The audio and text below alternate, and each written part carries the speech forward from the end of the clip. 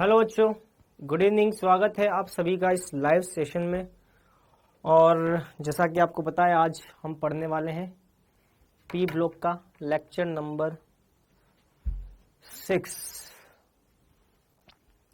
चलिए आ जाइए, फिर हम ग्रुप 17 को स्टार्ट करते हैं और साथ ही साथ कुछ और भी बातें करेंगे।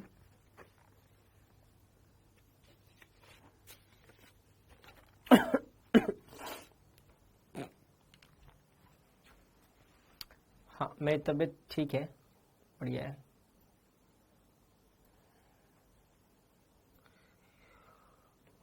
Good evening.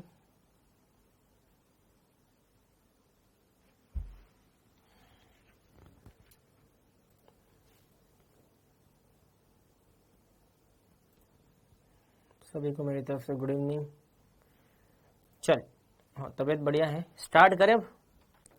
होमवर्क के क्वेश्चन भी डिस्कस करेंगे, पहले हम थोड़ा पढ़ लेते हैं,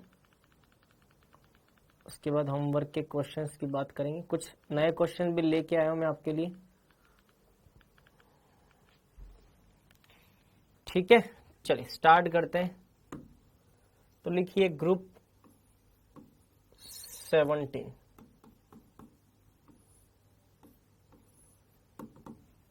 ठीक है,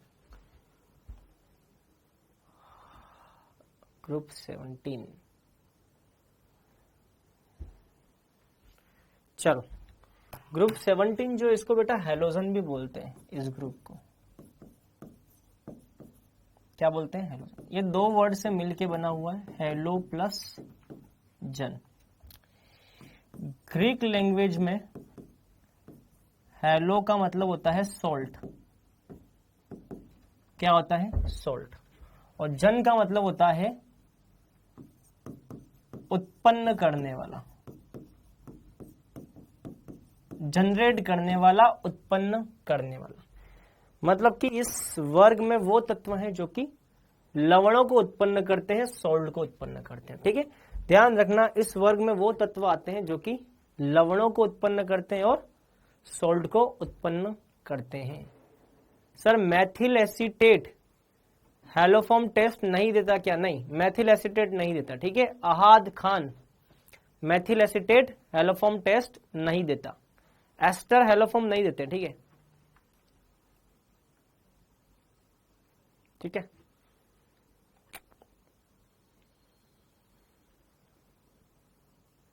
नहीं, बंद लंबाई याद नहीं रखनी है। चेयर फॉर्म और क्राउन शेप वाला जो मैंने बताया था उसमें बंद लंबाई याद नहीं रखनी। मैंने बोला नहीं रखनी मतलब नहीं रखनी है, ना चेयर फॉर्म में याद रखनी है, ना क्राउन शेप वाले में याद रखनी। बंद लंबाई, लंबाई कहीं भी याद नहीं रखनी है। ठीक है, चलो। अच्छा, अब इसमें कौन कौन से आते हैं? इसमें आता है fluorine, chlorine, bromine, iodine, astatine और टेनेसाइन। ठीक है, इन दोनों के नाम में लिख लेता हूं। एस्टेटाइन, इसको हम बोलते हैं एस्टेटाइन।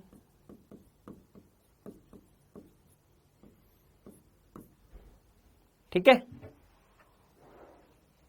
और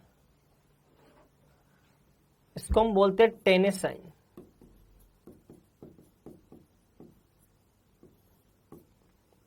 ठीक है,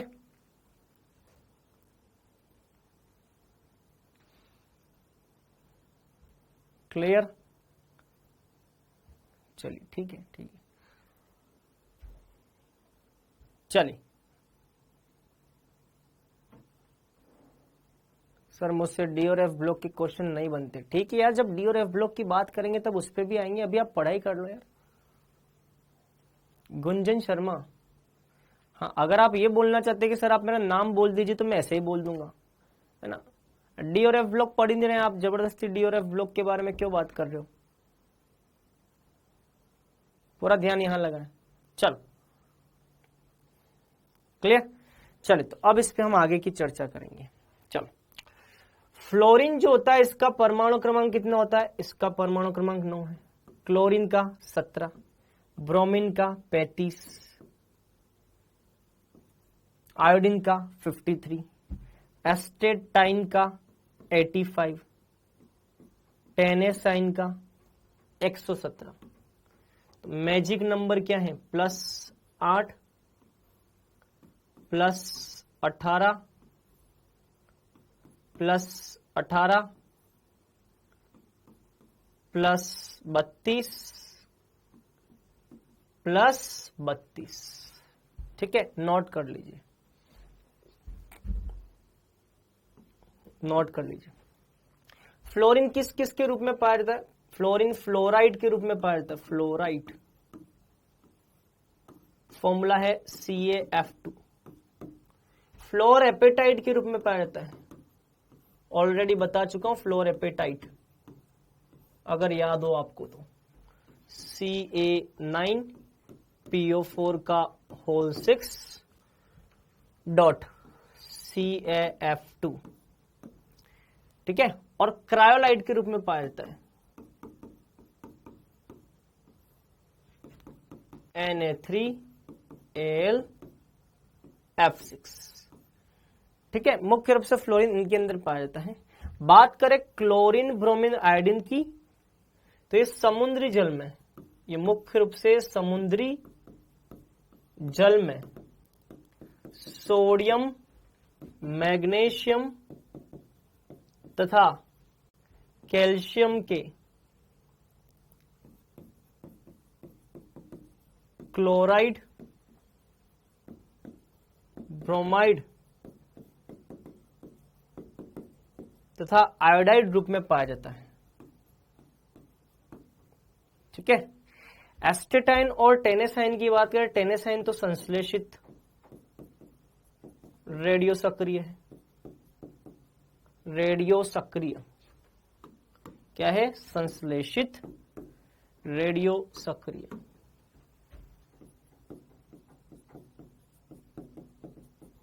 और एस्टेटाइन की बात कर तो प्राकृतिक रेडियो सक्रिय, रेडियो सक्रिय होता है ये भी। तो ये इनके प्राप्ति स्रोत हैं, इनको आप नोट कर लीजिए। ठीक है, अरे भैया क्या समस्या आ गई यार।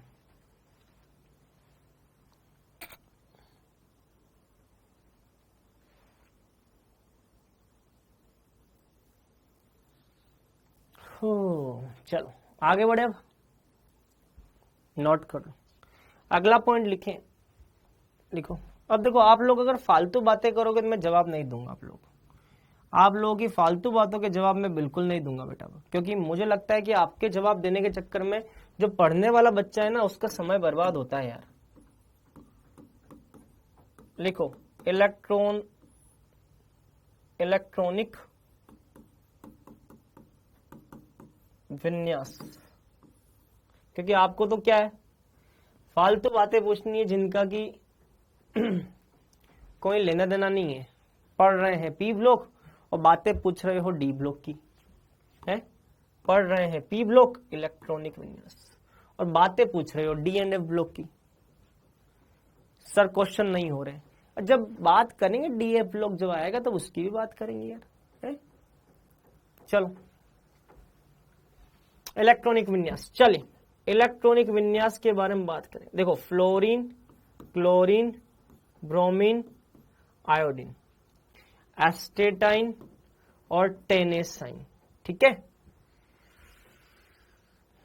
आवर्त दूसरा, आवर्त तीसरा, आवर्त चौथा, पांचवा, छठा, सातवां। ठीक है, बाहरी कक्ष का विन्यास NS2 NP5। ठीक है, इनका विन्यास क्या है? तो अक्रिय गैस के रूप में अगर लिखेंगे तो यहां आएगा हीलियम,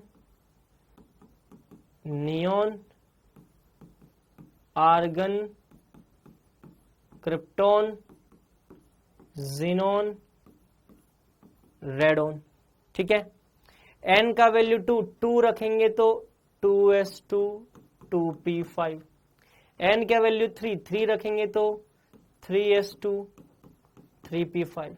N का वैल्यू 4 रखेंगे तो 4s2 4p5। n का वैल्यू 5 रखेंगे तो 5s2 5p5, n का वैल्यू 6 रखेंगे तो 6s2 6p5, n का वैल्यू 7 रखेंगे तो 7s2 7p5।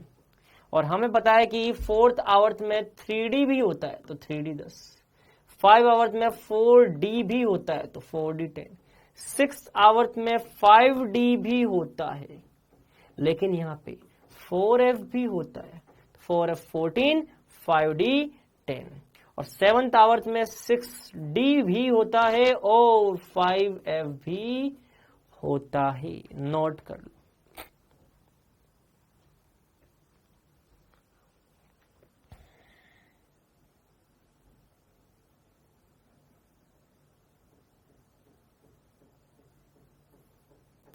अभी जो बहुत ज्यादा बातें करें ना उनको मैं ब्लॉक करवा देता हूँ। एक काम करता हूँ, पार्थ सर ने कौन सा चैप्टर दिया है रात को, जो क्वेश्चन ब्लॉक करवा दूंगा, मैं बता रहा हूँ। इतने बड़े बड़े कमेंट करोगे तो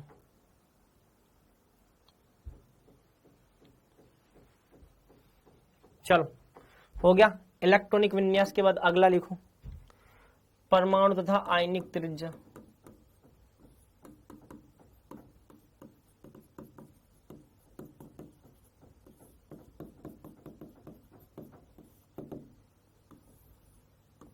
किससे प्रदर्शित करते हैं? आर से प्रदर्शित करते हैं। Fluorine, chlorine, bromine, iodine, astatine और टेनेसाइन की बात नहीं करेंगे क्योंकि दोनों रेडियो सक्रिय हैं। बेटा कोशिश करना एक बार में मेरी बात सुन लो, क्योंकि अगर मैंने दूसरी बार रिपीट नहीं किया या तीसरी बार रिपीट नहीं किया, ऐसी नौबत अगर नहीं आती तो ये आपके लिए अच्छा है। क्यों?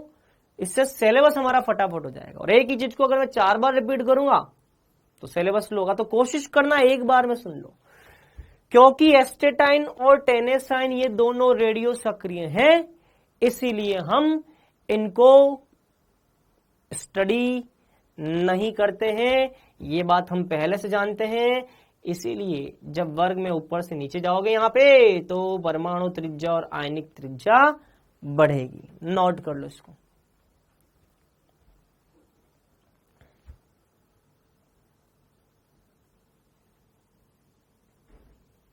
ठीक है, चलो परमाणु और आयनिक त्रिज्या हो गया। अब बात करेंगे आयनन ऊर्जा की।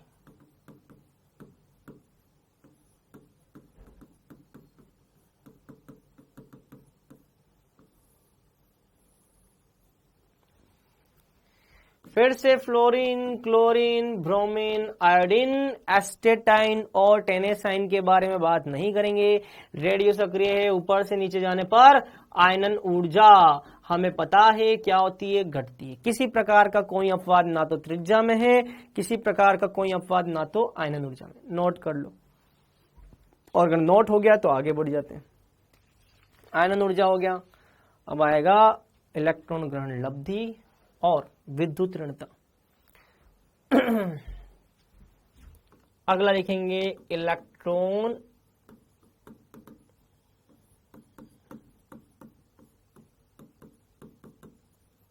इसको शॉर्ट में लिखते हैं इलेक्ट्रॉन गेन एंथैल्पी।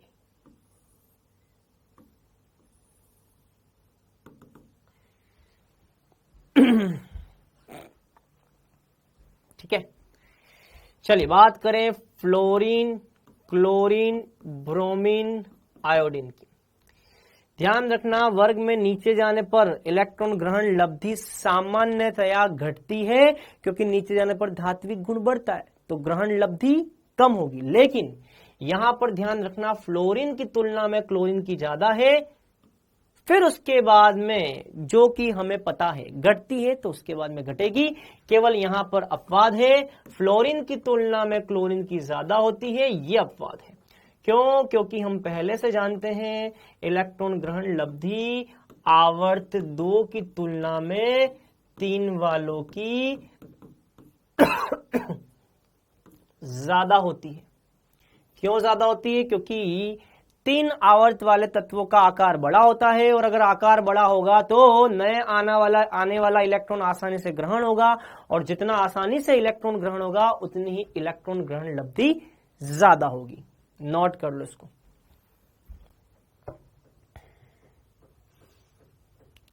नोट कर लो। फिर आता है विद्युत ऋणता। क्या आता है? विद्युत ऋणता। एक चीज ध्यान रखें, संपूर्ण आवर्त सारणी में सबसे ज्यादा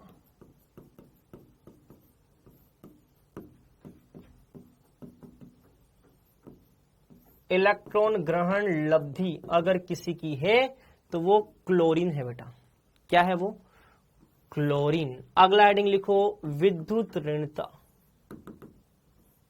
लिखो विद्युत ऋणता।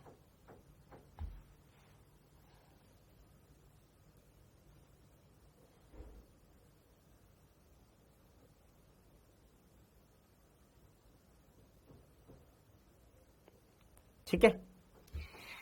अब क्योंकि पता है विद्युत ऋणता वर्ग में ऊपर से नीचे जाने पर घटती है, यहां पर किसी प्रकार का कोई अपवाद नहीं है। यहां पर निश्चित तौर पर विद्युत ऋणता ऊपर से नीचे जाने पर घटेगी और संपूर्ण आवर्त सारणी में सर्वाधिक विद्युत ऋणता फ्लोरीन की है।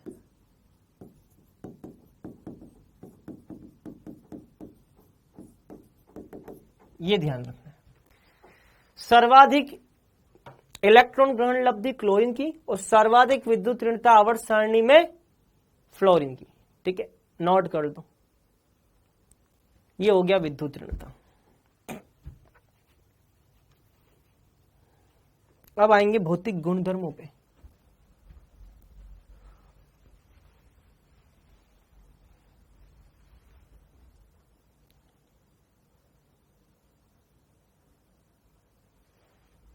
ठीक है, अब लिखो भौतिक गुणधर्म।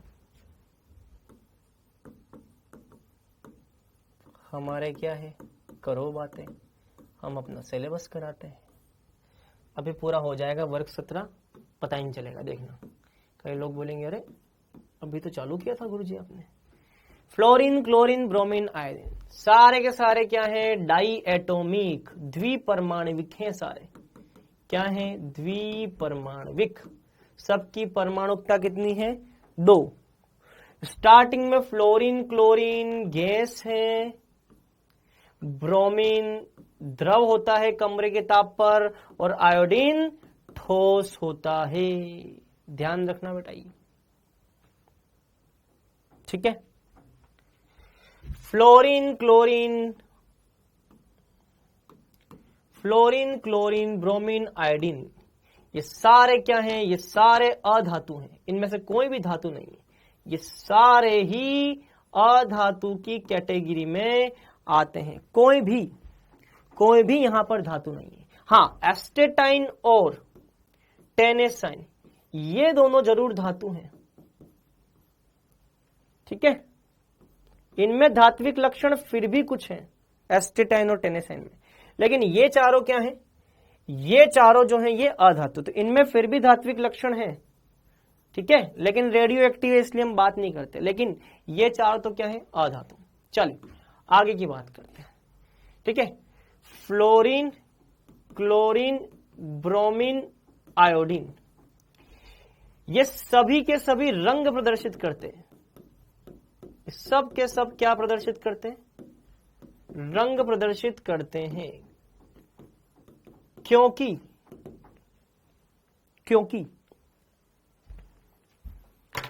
क्योंकि ये जो रंग बिरंगी दुनिया हमको दिखाई दे रही है, ये जो रंग बिरंगी दुनिया हमको दिखाई दे रही है, उसका एक ही कारण है, क्योंकि जितनी भी वस्तुएं जो रंग प्रदर्शित कर रही हैं वो दृश्य क्षेत्र की विकिरणों का अवशोषण करती हैं। किसका अवशोषण करती हैं? दृश्य क्षेत्र की विकिरणों का अवशोषण करती हैं। और क्योंकि दृश्य क्षेत्र की विकिरणों का अवशोषण, या ये बोल लो कि जिस किरणों का अवशोषण करेंगी उसी आवृत्ति की विकिरणों का उत्सर्जन करेंगे, मतलब कि दृश्य क्षेत्र की किरणों का अवशोषण करती ये बोल दो, या दृश्य क्षेत्र की किरणों का उत्सर्जन करती ये बोल दो, तो वही रंग हमको क्या होता है? प्रकट होता है। तो कारण क्या आएगा? तो यह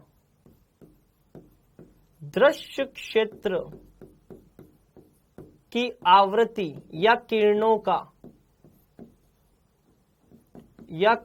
का अवशोषण करता है, और आप चाहो तो उत्सर्जन भी लिख सकते हो। क्यों? क्योंकि कोई व्यक्ति जिसका अवशोषण करेगा उसी का उत्सर्जन करेगा। खाओगे समोसा तो निकलेगा भी समोसा, ऐसा थोड़ी ना कि रोटी खाएंगे तो समोसा बन के निकलेगा। तो ये ध्यान रखना, जो खाओगे उत्सर्जन भी उसी का होगा। तो आप ये ध्यान रखना, जिसका अवशोषण होगा विकिरणें भी उसी को उत्सर्जित करेंगी, उसी आवृत्ति का उत्सर्जन करती। ठीक है, उसकी पूरक आवृत्ति। और अच्छी बात बोलनी हो तो आप बोल सकते हो कि दृश्य क्षेत्र में जिस रंग का अवशोषण करेगा उसकी पूरक आवृत्ति का उत्सर्जन करेगा। अगर आप और अच्छे से बोलना चाहते हो तो आप ये बोल सकते हो कि जो भी रंग ये अवशोषित करेगा दृश्य क्षेत्र में, उसी का पूरक रंग, सप्लीमेंट्री कलर, पूरक रंग दृश्य क्षेत्र में ये उत्सर्जित करेगा। ये भी बोल सकते हो। तो आप ये भी बोल सकते हो कि मान लो आपने लाल कलर का अवशोषण किया तो दृश्य क्षेत्र में लाल का जो भी पूरक रंग है, सप्लीमेंट्री कलर, वो ये उत्सर्जित करेगा। सप्लीमेंट्री कलर के बारे में आपने कोऑर्डिनेशन कंपाउंड उप सहसंयोजक यौगिकों में पढ़ा होगा। ठीक है, अब इनके कलर क्या क्या है तो कलर बताते हैं। फ्लोरीन जो होता है ये येलो कलर का होता है कोशिश करें ये कलर याद रहे। क्लोरीन जो होता है वो नाम से ही क्लियर है, क्लोर, क्लोरोफिल हो गया, हरे रंग का होता है। तो जब भी शब्द में क्लोर आ जाए तो क्लोर का मतलब होता है हरा रंग। क्या होता है बेटा? हरा। क्लोर, क्लोर से, हरे से क्लोर पड़ा है और क्लोर से क्लोरीन होता है। ठीक है, ये होता है रेड, ब्रोमीन होता है रेड, और आयोडीन होता है बैंगनी रंग का। कैसा होता है? बैंगनी रंग का, बैंगनी रंग का होता है ये नोट कर लो बेटा। ठीक है, चलिए ये हो गई कहानी इनके रंगों की। अब बात करते थोड़ा सा गलनांक क्वथनांक की। ठीक है, कलर वाली बात होगी, अब गलनांक क्वथनांक की बात करते। चलो नोट कर लिया, मैं दूसरा पेज पे लिखता हूं, यहां तो फुल हो गया ये।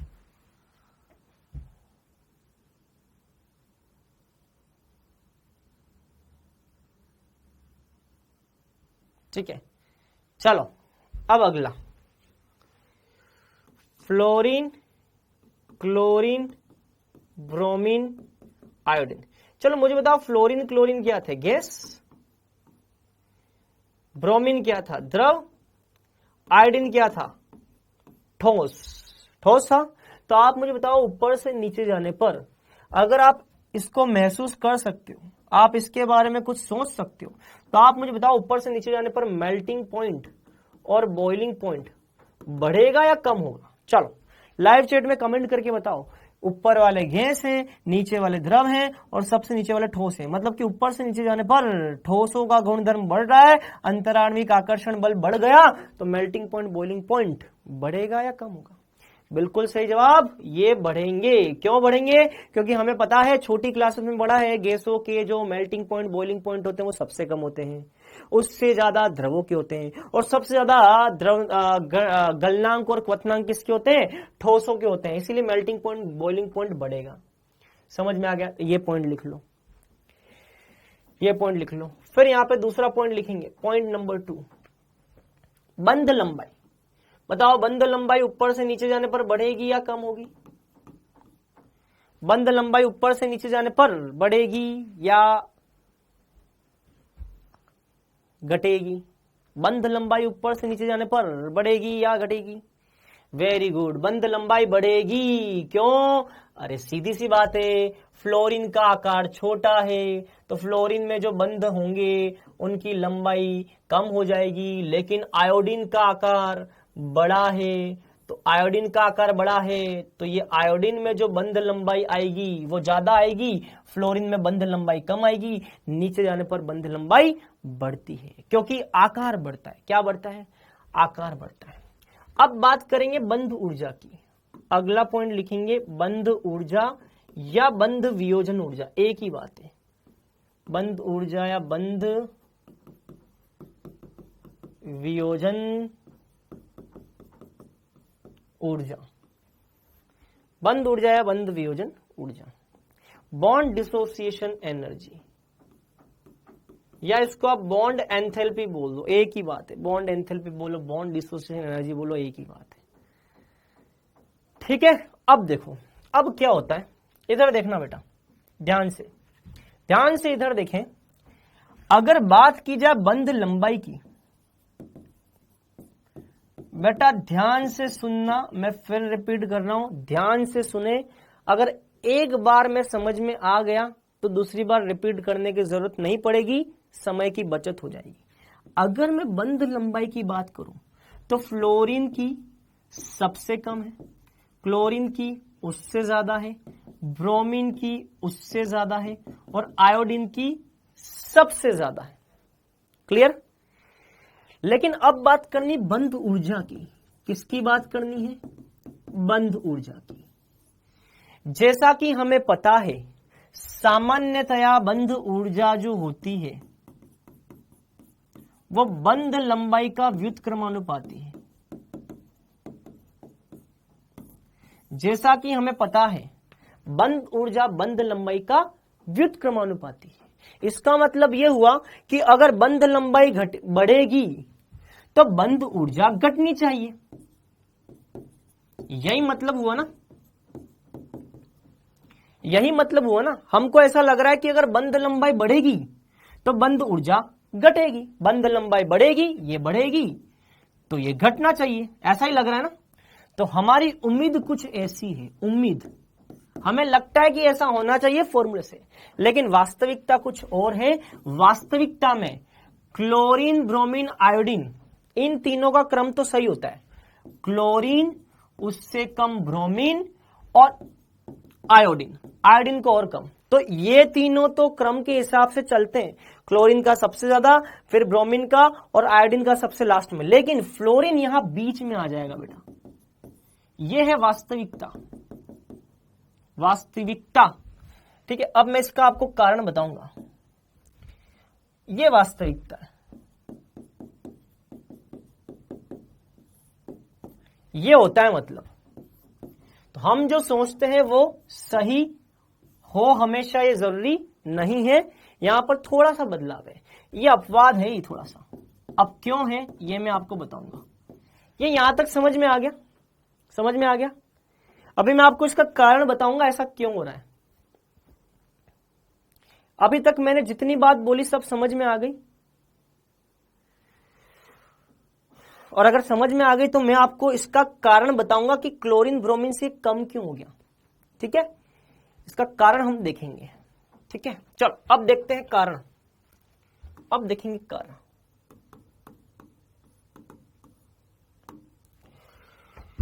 अब देखो कारण क्या है मैं आपको बताता हूं, बहुत सिंपल सा कारण है। देखो फ्लोरीन की बंध लंबाई बहुत कम है। सुनना बेटा ध्यान से, एक बार में समझ में आ जाएगा, अगर अच्छे से सुनोगे एक बार में समझ में आ जाएगा। देखो बेटा फ्लोरीन की बंध लंबाई जो होती है वो बहुत कम होती है, आकार छोटा है। बंध लंबाई फ्लोरीन की क्या है? बहुत कम। क्या है? बहुत कम। फ्लोरीन की बंध लंबाई बहुत कम है, किंतु समस्या यह है कि बंध लंबाई कम है लेकिन यह 3-3 एकाकी युग्म है। क्या है भैया?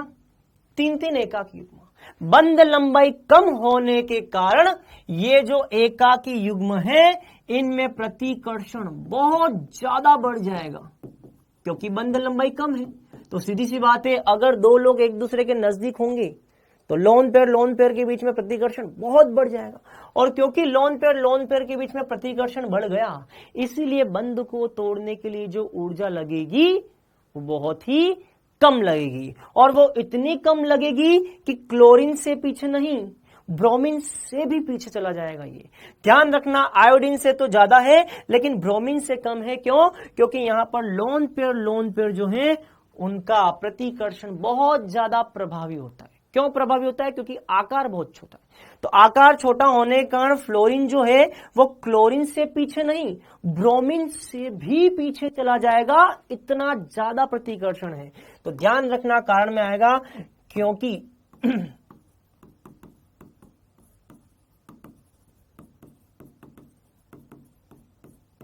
बंध लंबाई कम होने के कारण F2 में लोन पेयर प्रतिकर्षण अत्यंत प्रभावी होता है, जिसके कारण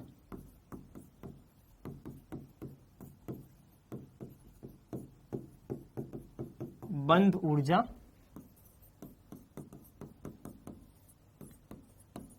घट जाती है। नोट कर लो इसको, ठीक है, क्लियर। आगे बढ़ जाए। मैंने इसीलिए बोला था कि एक बार में पढ़ लोगे तो बार बार रिपीट करने की जरूरत नहीं पड़ेगी। फिर लिखना है क्वेश्चन, बहुत ही बढ़िया। लिखो, फ्लोरीन की इलेक्ट्रॉन ग्रहण लब्धि क्लोरीन की तुलना में, फ्लोरीन की इलेक्ट्रॉन ग्रहण लब्धि क्लोरीन की तुलना में कम होती है, किंतु फिर भी फ्लोरीन क्लोरीन की तुलना में, फ्लोरीन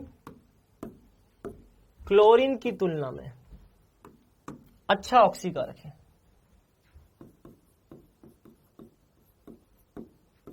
या प्रबल ऑक्सीकारक है।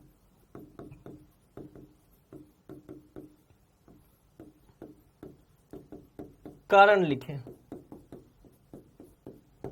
एक बार एक क्वेश्चन लिख लो, फिर मैं समझाता हूं आपको। फ्लोरीन की इलेक्ट्रॉन ग्रहण लब्धि क्लोरीन की तुलना में कम होती है, किंतु फिर भी फ्लोरीन क्लोरीन की तुलना में प्रबल ऑक्सीकारक है। कारण लिखें।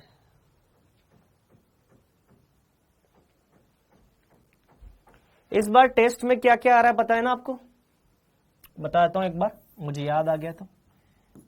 एटॉमिक स्ट्रक्चर, जीओसी और केमिकल बॉन्डिंग,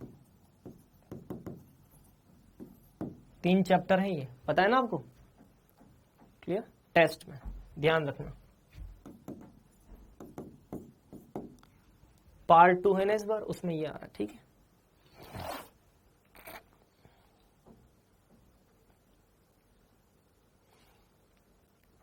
ठीक है, चलिए तो अब इसका कारण पढ़ते हैं। आ जाओ, इसका कारण पढ़ते हैं। देखो तो एक बात ध्यान रखना, ऑक्सीकारक क्षमता जो होती है किसी भी, अब बेटा इधर सुनना ध्यान से, अब सभी लोग इधर ध्यान से सुने। किसी भी तत्व की या प्रजाति की जो ऑक्सीकारक क्षमता होती है वो मेनली 3 कारकों पर निर्भर करती है। पहला, बंध वियोजन ऊर्जा।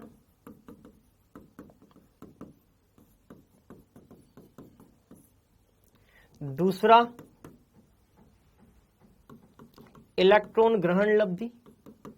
और तीसरा, जल योजन ऊर्जा।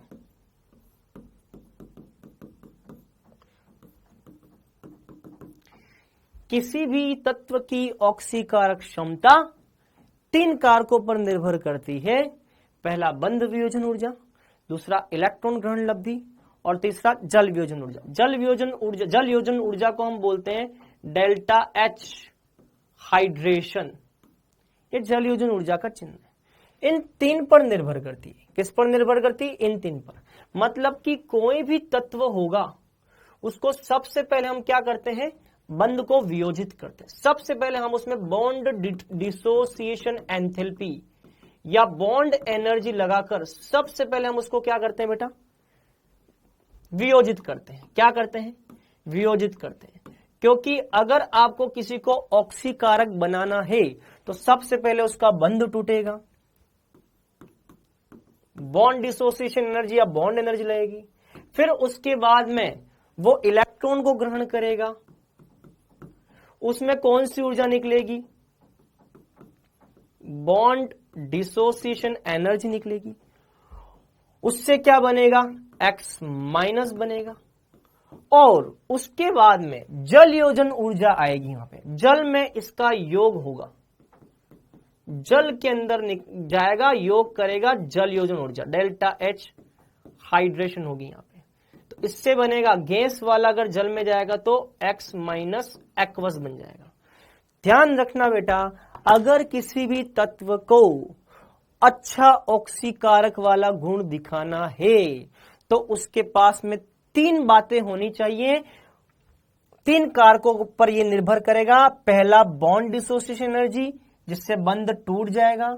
दूसरा, इलेक्ट्रॉन की ग्रहण एंथैल्पी X माइनस बदल जाएगा, और उसके बाद जल में इसका योग हो जाए तो डेल्टा H हाइड्रेशन। ये पहला पॉइंट समझ में आया? ये पहला पॉइंट समझ में आया? किसी भी ऑक्सीकारक क्षमता की हम बात करें तो 3 कारकों पर निर्भर करती है। Bond dissociation energy, bond energy, या delta H bond dissociation, delta H BD लिखा है, EGE आएगा,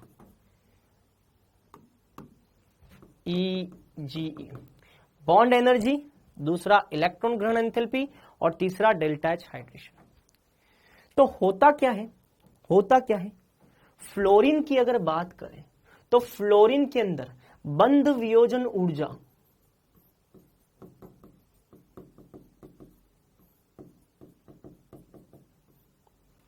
और जल योजन ऊर्जा,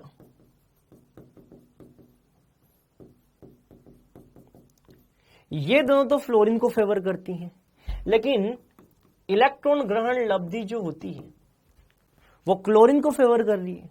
तो ध्यान रखना, जब भी ये अभिक्रिया होगी तो इस अभिक्रिया में बॉन्ड एंथैल्पी कम से कम होनी चाहिए, इलेक्ट्रॉन ग्रहण लब्धि ज्यादा से ज्यादा होनी चाहिए, और डेल्टा H हाइड्रेशन भी ज्यादा से ज्यादा होनी चाहिए। फ्लोरीन के लिए बॉन्ड एंथैल्पी कम होती है और हाइड्रेशन एंथैल्पी ज्यादा होती है। इसका मतलब फ्लोरीन के लिए 2 फैक्टर जो हैं वो प्रभावी रूप से यहां पर किसको निर्धारित कर रहे हैं? ऑक्सीकारक क्षमता को। फ्लोरीन के अंदर 2 कारक ऐसे हैं। पहला कौन सा? बंध वियोजन ऊर्जा का निम्न होना, और दूसरा कौन सा? डेल्टा H हाइड्रेशन का उच्च होना। ये दोनों ही कारक जो हैं ये फ्लोरीन में बहुत ज्यादा प्रभावी होते हैं, फ्लोरीन में ज्यादा प्रभावी। क्योंकि ये दोनों कारक फ्लोरीन में ज्यादा प्रभावी हैं, इसीलिए क्लोरीन की इलेक्ट्रॉन ग्रहण लब्धि ज्यादा होने के बाद में भी फ्लोरीन की ही ऑक्सीकारक क्षमता ज्यादा होती है। समझ में आ गया? तो 3 पॉइंट है बेटा। पहला है बंध वियोजन ऊर्जा, वो निम्न होनी चाहिए। दूसरा है इलेक्ट्रॉन ग्रहण लब्धि, वो उच्च होनी चाहिए। और तीसरा है जल योजन ऊर्जा, वो भी उच्च होनी चाहिए। तो फ्लोरीन के अंदर बंध ऊर्जा भी बहुत कम है क्लोरीन से, और जल योजन ऊर्जा भी क्लोरीन से ज्यादा है। जल योजन ऊर्जा ज्यादा है क्लोरीन से, और बंध वियोजन ऊर्जा कम है। दोनों ही फैक्टर फ्लोरीन को फेवर कर रहे हैं, लेकिन केवल एक इलेक्ट्रॉन ग्रहण लब्धि ऐसा है जो कि क्लोरीन को फेवर कर रहा है। तो 2 कारक ऐसे हैं जो कि फ्लोरीन में ज्यादा प्रभावी है। कौन सा? एक तो बंध वियोजन ऊर्जा, और दूसरा कौन सा? जल योजन ऊर्जा। क्योंकि बंध वियोजन ऊर्जा और जल योजन ऊर्जा ये दोनों कारक फ्लोरीन को बहुत ज्यादा प्रभावी रूप से ऑक्सीकारक क्षमता के लिए निर्धारित करते हैं। इसीलिए क्लोरीन की इलेक्ट्रॉन ग्रहण लब्धि ज्यादा होने के बाद में भी ऑक्सीकारक क्षमता किसकी ज्यादा है? फ्लोरीन की ज्यादा है। तो ये ध्यान रखना, फ्लोरीन की ऑक्सीकारक क्षमता ज्यादा होने के लिए जिम्मेदार कौन है? फ्लोरीन की ऑक्सीकारक क्षमता ज्यादा होने के लिए जिम्मेदार है बंध वियोजन ऊर्जा का निम्न होना और जल योजन ऊर्जा का उच्च होना। दोनों ही कारक उसकी ऑक्सीकारक क्षमता को निर्धारित कर रहे हैं। फ्लोरीन की बंध ऊर्जा का निम्न होना और जल योजन ऊर्जा का उच्च होना, दोनों कारक फ्लोरीन को प्रबल ऑक्सीकारक बनाते हैं। अब चाहे फ्लोरीन की इलेक्ट्रॉन ग्रहण लब्धि क्लोरीन से कम ही क्यों ना हो, उससे कोई फर्क नहीं पड़ेगा। 2 कारक ऐसे हैं जो कि फ्लोरीन को फेवर कर रहे हैं, तो भले अब इलेक्ट्रॉन ग्रहण लब्धि अगर कम भी होगी तो भी फ्लोरीन ही ज्यादा प्रभावी होगा। ध्यान रखना बेटा, ठीक है? तो ये ध्यान रखना, नोट कर लो इसको। ठीक है, हाँ बिल्कुल, 3 में से 2 फैक्टर ऐसे हैं, मैं बेटा वही समझा रहा हूं, इन 3 में से 2 फैक्टर ऐसे हैं कि ये दोनों फैक्टर, 3 में से 2 फैक्टर फ्लोरीन को इतने ज्यादा फेवर कर रहे हैं कि ये वाला फैक्टर अगर फ्लोरीन को फेवर नहीं भी करेगा तो भी इससे कोई फर्क नहीं पड़ेगा, केवल इन दोनों कारकों से ही फ्लोरीन की ऑक्सीकारक क्षमता में वृद्धि हो जाएगी। ठीक है, अब लिखो रासायनिक गुणधर्म, बस चैप्टर आ गया है फ्लो में और थोड़ी देर में अब ये वर्ग भी फिनिश हो जाएगा। रासायनिक गुण, ठीक है, ठीक है, रासायनिक गुण में लिखो ऑक्सीकारक अवस्था, क्योंकि इनका सामान्य विन्यास से बाहरी कक्षक का NH2NP5, इसका मतलब ये हुआ कि अगर 7 इलेक्ट्रॉन वाला ये तत्व जिसके बाहरी कोश में 5 + 2 7 इलेक्ट्रॉन है, अगर ये 1 इलेक्ट्रॉन को ग्रहण कर ले, अगर ये 1 इलेक्ट्रॉन को ग्रहण कर ले तो अष्टक पूर्ण हो जाएगा, मतलब कि 1 इलेक्ट्रॉन को ग्रहण करेगा तो ये -1 ऑक्सीकरण अवस्था दिखाता है। बहुत बढ़िया, इसके अलावा ये +1 +3 +5 और +7 ये भी दिखाता है। इसका कारण हम देखेंगे अब। -1 क्यों दिखाता है? क्योंकि जैसे 1 इलेक्ट्रॉन ग्रहण करेगा अष्टक पूर्ण हो जाएगा, लेकिन +1 +3 +5 +7 भी दिखाता है। इसका कारण देखेंगे अब नीचे यहां।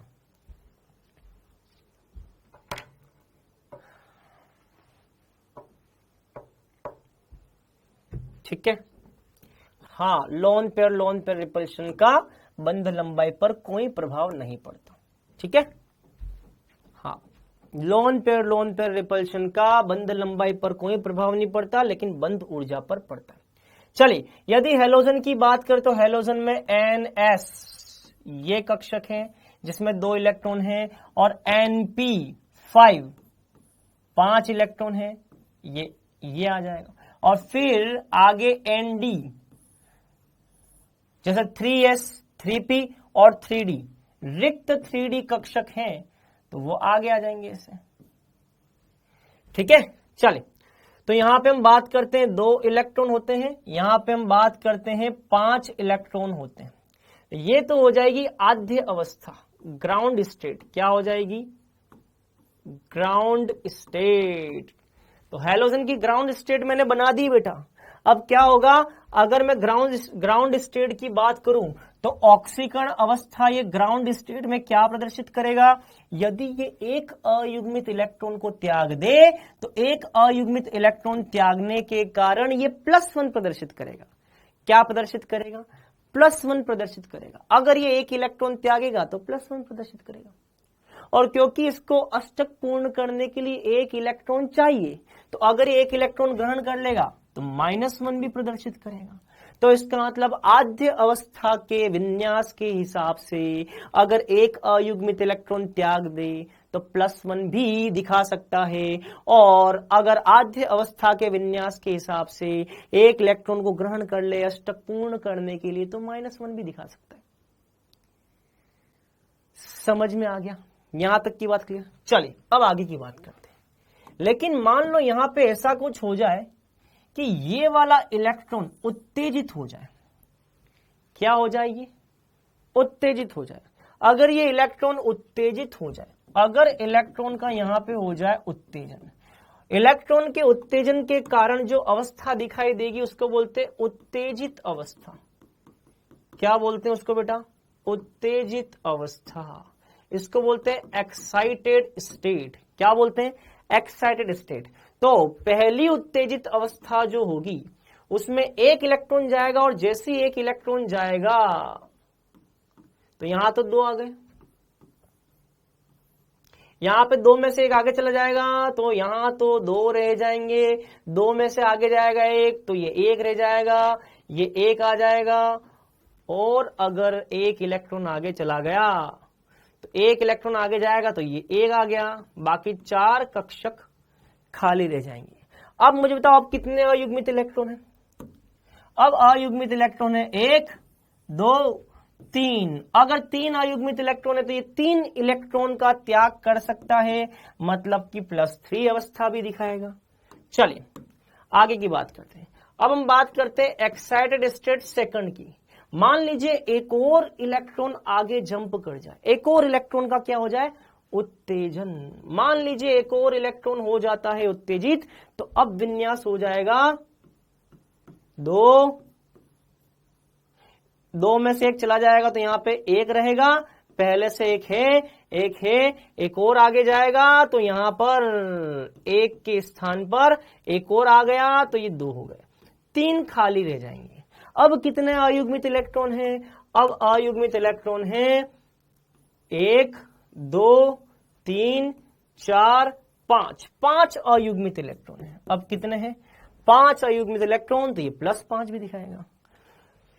और उत्तेजित कर लेते हैं, और उत्तेजित हो सकते हैं बिल्कुल, जब तक युग्मित इलेक्ट्रॉन रहेंगे उत्तेजन होता जाएगा। एक बार फिर उत्तेजन करेंगे तो अब बनेगी उत्तेजित अवस्था थर्ड, और अगर उत्तेजित अवस्था थर्ड बनेगी तो यहां पे 2 में से 1 रह जाएगा, 1 आगे जाएगा, यहां पर पहले से 3 दे रखे हैं, 1 2 3, यहां पर पहले से 2 हैं, 1 2, 1 आगे आ जाएगा तो ये एक और हो जाएगा, 2 खाली रह जाएंगे। समझ में आ गया? इस तरीके से। अब बताओ अब कितने अयुग्मित इलेक्ट्रॉन? अब अयुग्मित इलेक्ट्रॉन कितने? 1 2 3 4 5 6 7, 7 अयुग्मित इलेक्ट्रॉन, तो आंसर आ जाएगा +7। इस तरह से ये +1 -1 भी दिखाता है, +3 भी दिखाता है, +7 भी दिखाता है, +5 भी दिखाता है, सारी दिखाता है। नोट कर लो बेटा।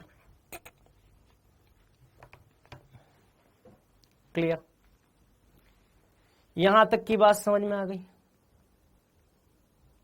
नोट कर लो उसको, फटाफट नोट कर लो।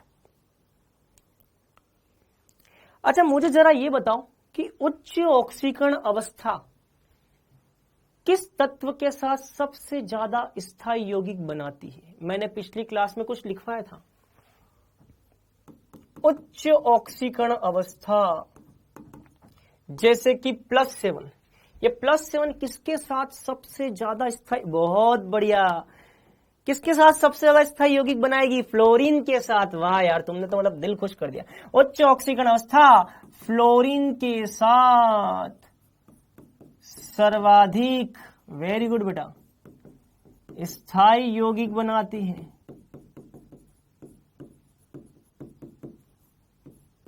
और ऐसा क्यों? और ऐसा क्यों? इसका कारण भी अभी बताया था, आज भी बताया और उस दिन भी बताया था। इसका कारण क्यों? क्योंकि फ्लोरीन प्रबल ऑक्सीकारक है, इसीलिए ये तत्व को उसकी उच्च ऑक्सीकरण अवस्था तक ऑक्सीकृत कर देगा। प्रबल ऑक्सीकारक गुण के कारण।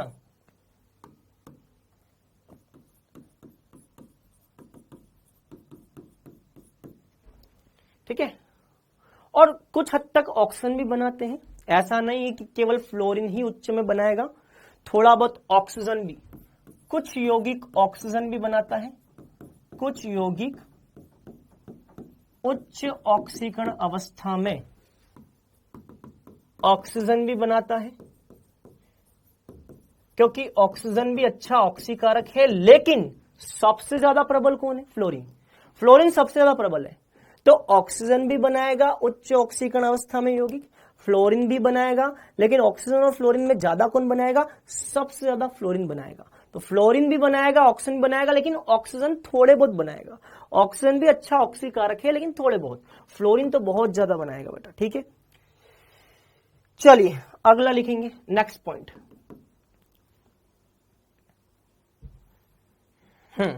लिखो, क्लोरीन तथा ब्रोमीन तथा आयोडीन +4,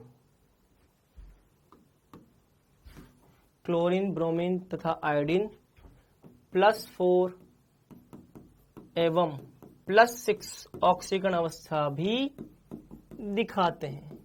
ये नोट करो, है ना। कुछ एग्जाम्पल लिखेंगे, जैसे कि उदाहरण ClO2, BrO3 आदि। आप देख सकते हैं ClO2 में +4 है ऑक्सीकरण अवस्था और BrO3 में +6 है। तो ध्यान रखना, क्लोरीन, ब्रोमीन, आयोडीन जो है वो +4 और +6 के अंदर भी यौगिक बनाते हैं। ठीक है, ध्यान रखना। ठीक है, चलो अब आगे की बात करते हैं। लेकिन फ्लोरीन जो है, फ्लोरीन केवल -1 ऑक्सीकरण अवस्था ही दिखाता है, क्योंकि यह सर्वाधिक विद्युत ऋणी है।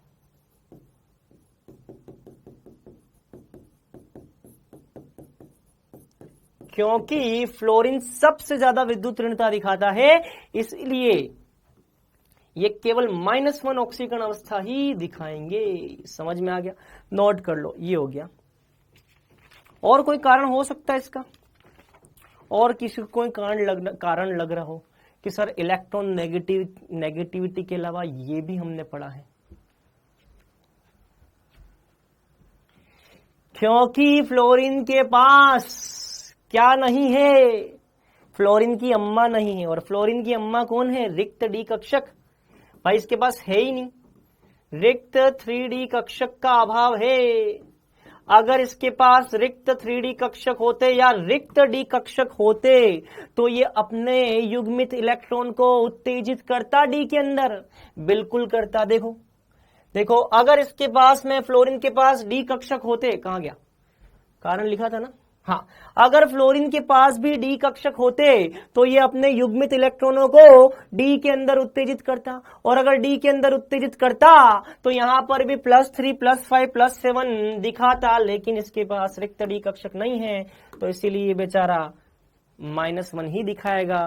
3D कक्षक के अभाव में +3, +5, +7 ये नहीं दिखाएगा। ध्यान रखना। चलिए अब आगे की बात करते हैं। आगे बढ़ जाओ।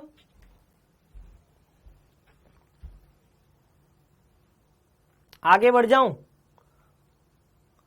अरे आगे बढ़ जाऊं? चलो अब तो आगे बढ़ी जाते हैं। अगला पॉइंट लिखो क्रियाशीलता। लिखो क्रियाशीलता। Fluorine, chlorine, bromine, iodine. चलो बताओ इनमें क्रियाशीलता का क्रम क्या आएगा? सबसे ज्यादा क्रियाशील कौन है? कौन बताएगा? सबसे ज्यादा क्रियाशील कौन है? क्या +1 भी नहीं दिखाएगा? अरे नालायक, अभी मैं बोल चुका हूं फ्लोरीन की विद्युत ऋणता सबसे ज्यादा है, तो फ्लोरीन पे अगर आवेश आएगा तो माइनस में ही आएगा, प्लस में कैसे आ सकता है बेटा? सबसे ज्यादा क्रियाशीलता होती है बेटा फ्लोरीन की, फिर क्लोरीन की, फिर ब्रोमीन की। क्यों? क्योंकि इसका कारण है वही जो आप जानते हो।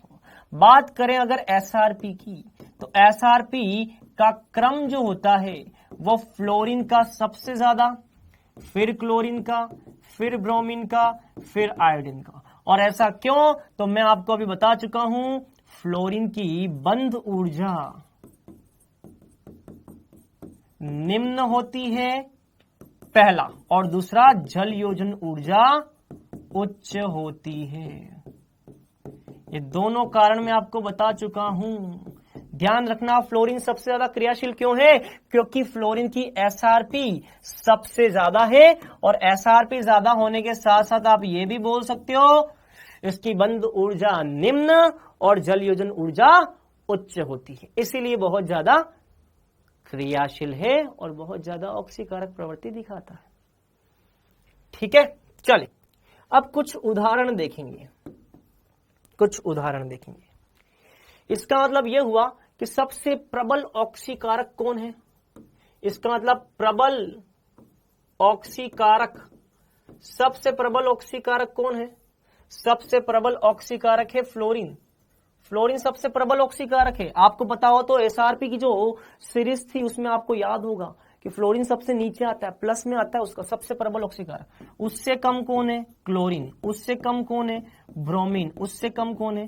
आयोडीन, क्योंकि एसआरपी का क्रम जो है उसमें फ्लोरीन का एसआरपी सबसे ज्यादा है, तो प्रबल ऑक्सीकारक, उससे कम ऑक्सीकारक, उससे कम ऑक्सीकारक, उससे कम ऑक्सीकारक।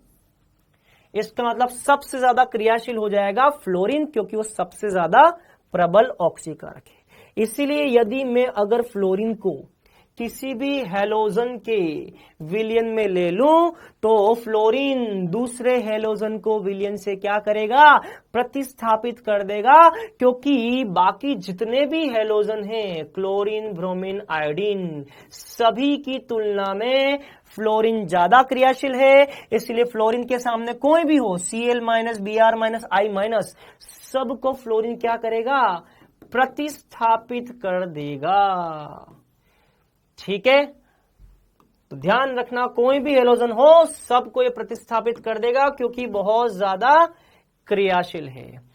इसी तरह से मान लो मैंने लिया Cl2, Cl2 किससे ज्यादा क्रियाशील है, Cl2 ब्रोमीन और आयोडीन से ज्यादा क्रियाशील है। Cl2 ब्रोमीन आयोडीन को विस्थापित कर देगा, लेकिन फ्लोरीन को विस्थापित नहीं कर पाएगा। मतलब कि Cl2 भी यहां पे X माइनस को विस्थापित करेगा, लेकिन X माइनस की जगह फ्लोरीन नहीं आएगा, ब्रोमीन आ सकता है और आयोडीन आ सकता है। तो ये बन जाएगा 2Cl माइनस प्लस X2।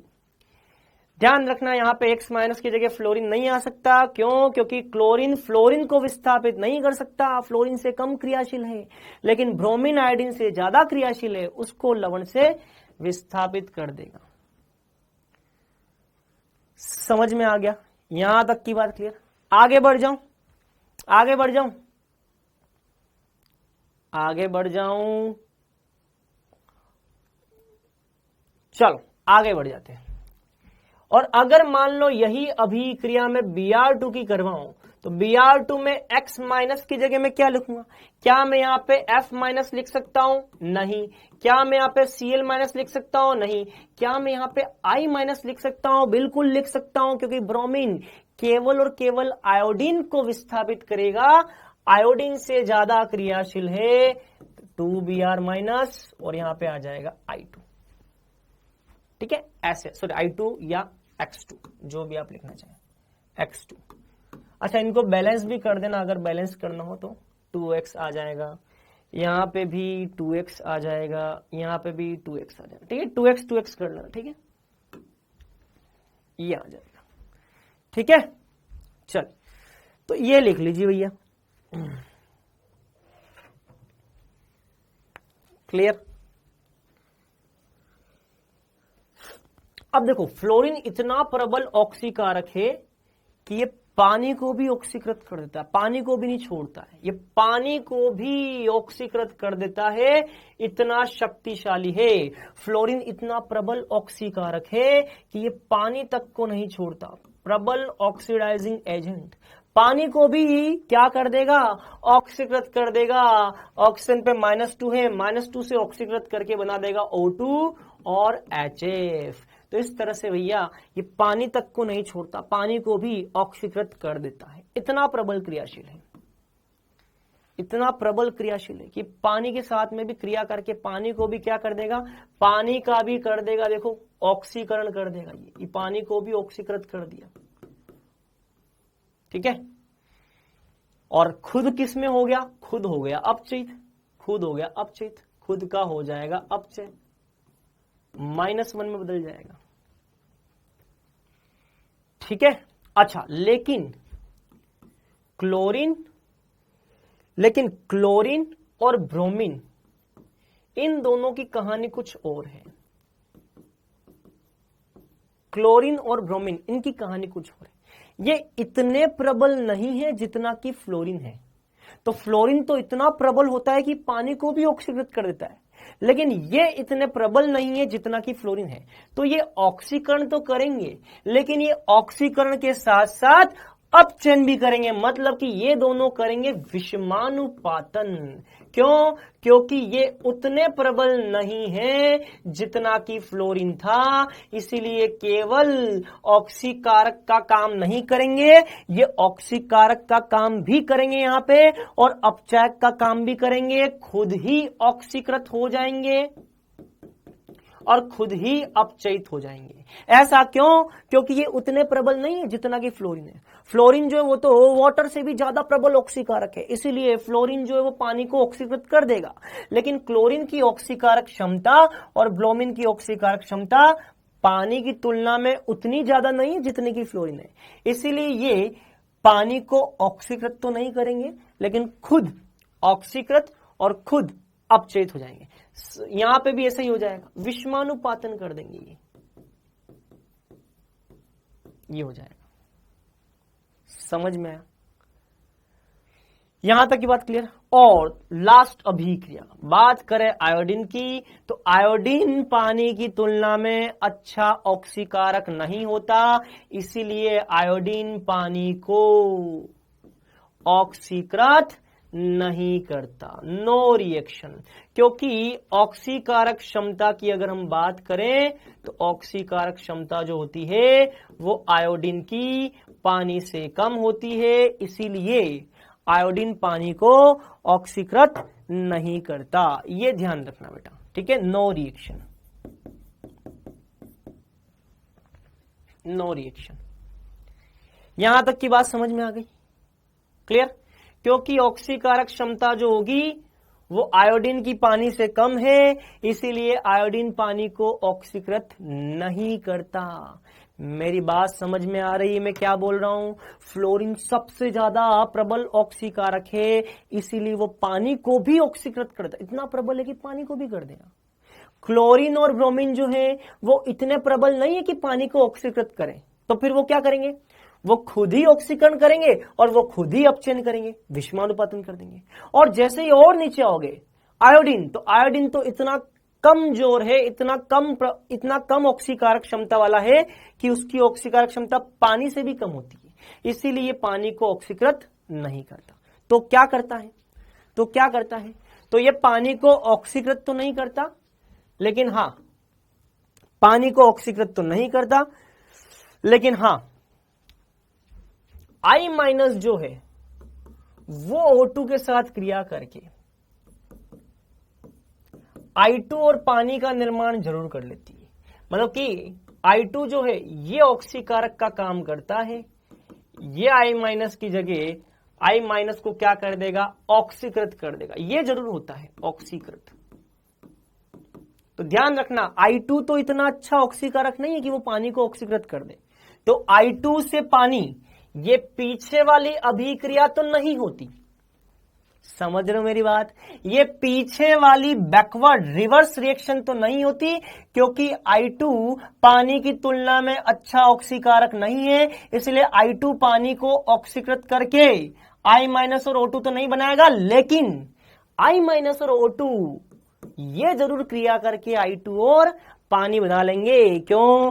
क्योंकि I2 पानी से ज्यादा अच्छा ऑक्सीकारक नहीं है, इसलिए I2 कभी भी पानी को ऑक्सीकृत नहीं करेगा और I- और O2 का निर्माण नहीं करेगा। क्यों नहीं करेगा? क्योंकि I2 पानी से ज्यादा क्रियाशील नहीं है। तो रिवर्स रिएक्शन तो नहीं होगी, लेकिन हाँ, फॉरवर्ड रिएक्शन हो सकती है। आप ऐसे समझो कि अगर कोई अभिक्रिया किसी एक दिशा में अगर नहीं हो सकती, तो इसका क्या मतलब है? वो दूसरी दिशा में हो सकती है। जैसे मान लो मैं बोलता हूं पानी का झरना ऊपर से नीचे गिरता है। पानी का झरना कहां से कहां गिरता है? ऊपर से नीचे गिरता है। तो पानी का झरना या तो मैं बोलूं ऊपर से नीचे गिर रहा है, या मैं बोलूं कि पानी का झरना नीचे से ऊपर नहीं जा रहा है। एक ही तो बात है, क्योंकि पानी का झरना नीचे से ऊपर नहीं जा रहा है, इसीलिए पानी का झरना ऊपर से नीचे आ रहा है। तो एक तरफ अभिक्रिया होगी, दूसरी तरफ अभिक्रिया नहीं होगी। ये ध्यान रखना। अगर फॉरवर्ड में रिएक्शन हो रही है तो बैकवर्ड में रिएक्शन नहीं होगी, ध्यान रखना बेटा। ठीक है, ये हो जाएगा। चलो अब आगे की बात करते हैं।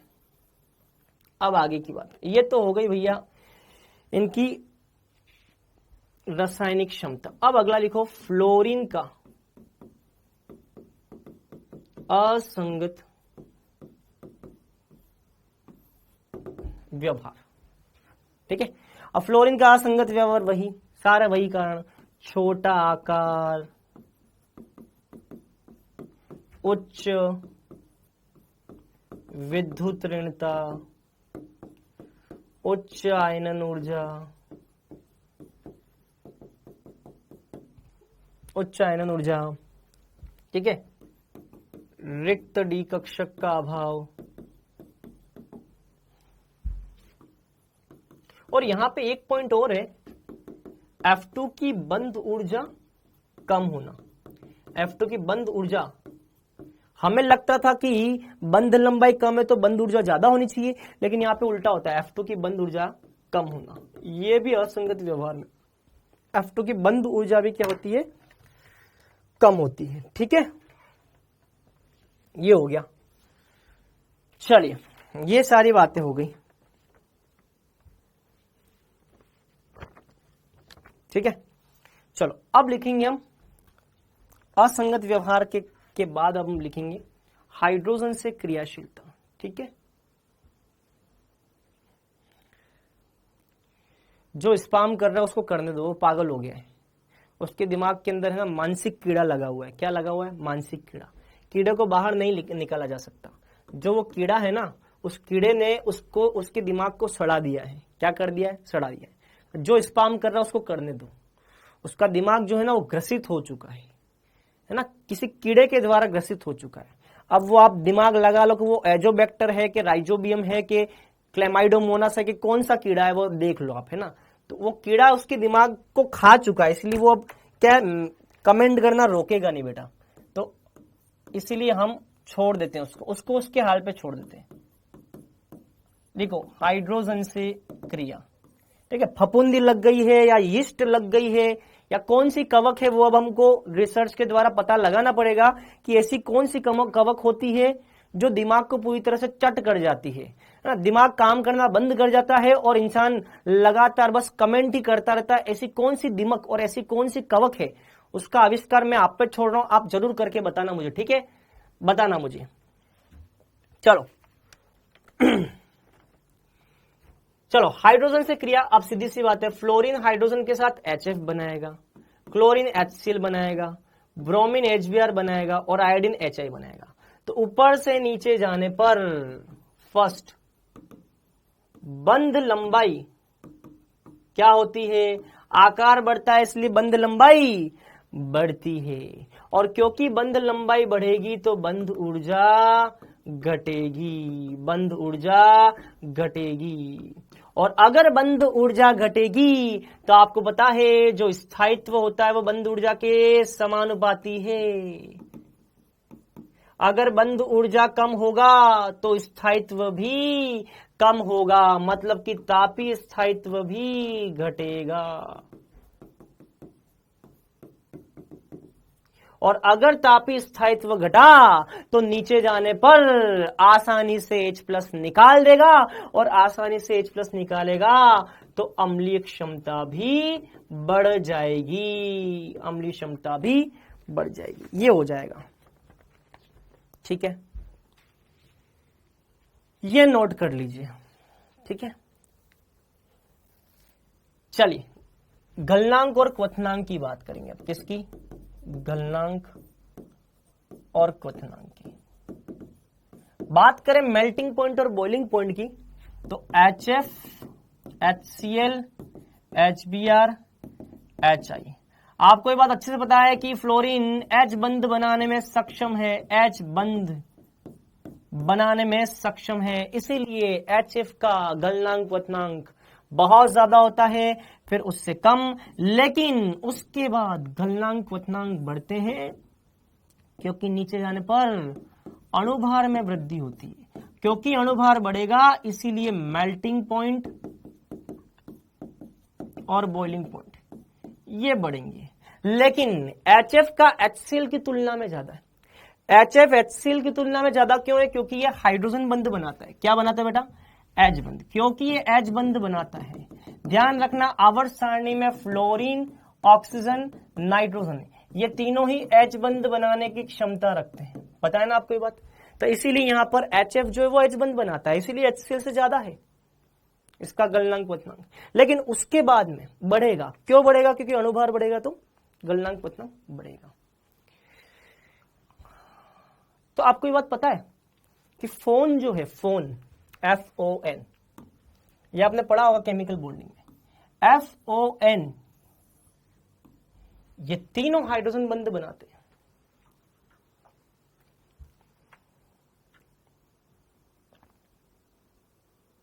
बनाते हैं ना? क्या इसके अलावा कोई और ऐसा है जो हाइड्रोजन बंध का निर्माण करता है? चलिए, क्या इसके अलावा कोई ऐसा है जो हाइड्रोजन बंध बनाता है? कोई भी बता सकता है? ये हो गया भैया इसका। अब ऑक्सीजन से रिएक्टिविटी और लास्ट में मेटल से रिएक्टिव हो गया भैया, ये चैप्टर, ये ग्रुप हो गया। कोई ऐसा है जो आपने हाइड्रोजन बॉन्ड पढ़ लिया है? हाँ, बहुत बढ़िया। कुछ कुछ यौगिकों में क्लोरीन भी एच बंध बनाता है। कुछ कुछ यौगिक ऐसे हैं जिनमें क्लोरीन तत्व भी एच बंध बनाता है। जैसे कि अगर आपको पता हो क्लोरोफॉर्म, आपने पढ़ा होगा ऋणात्मक विचलन। ऋणात्मक विचलन में एसीटोन के साथ क्लोरोफॉर्म जो होता है वो हाइड्रोजन बॉन्डिंग करके ऋणात्मक विचलन करता है। क्लोरीन, क्लोरल के बारे में आपने पढ़ा होगा। क्लोरल, क्लोरल में भी क्लोरीन होता है, वहां पर भी क्लोरल, क्लोरल के अंदर भी, इस पे क्वेश्चन आ चुका है नीट में। क्लोरल और क्लोरोफॉर्म दोनों पर क्वेश्चन आ चुका है नीट में। क्लोरोफॉर्म के अंदर भी क्लोरीन हाइड्रोजन बॉन्ड बनाता है और क्लोरल में भी क्लोरीन होता है जो कि एच बंध का निर्माण करता है। ठीक है, तो ये ध्यान रखना है, नोट कर लो इसको।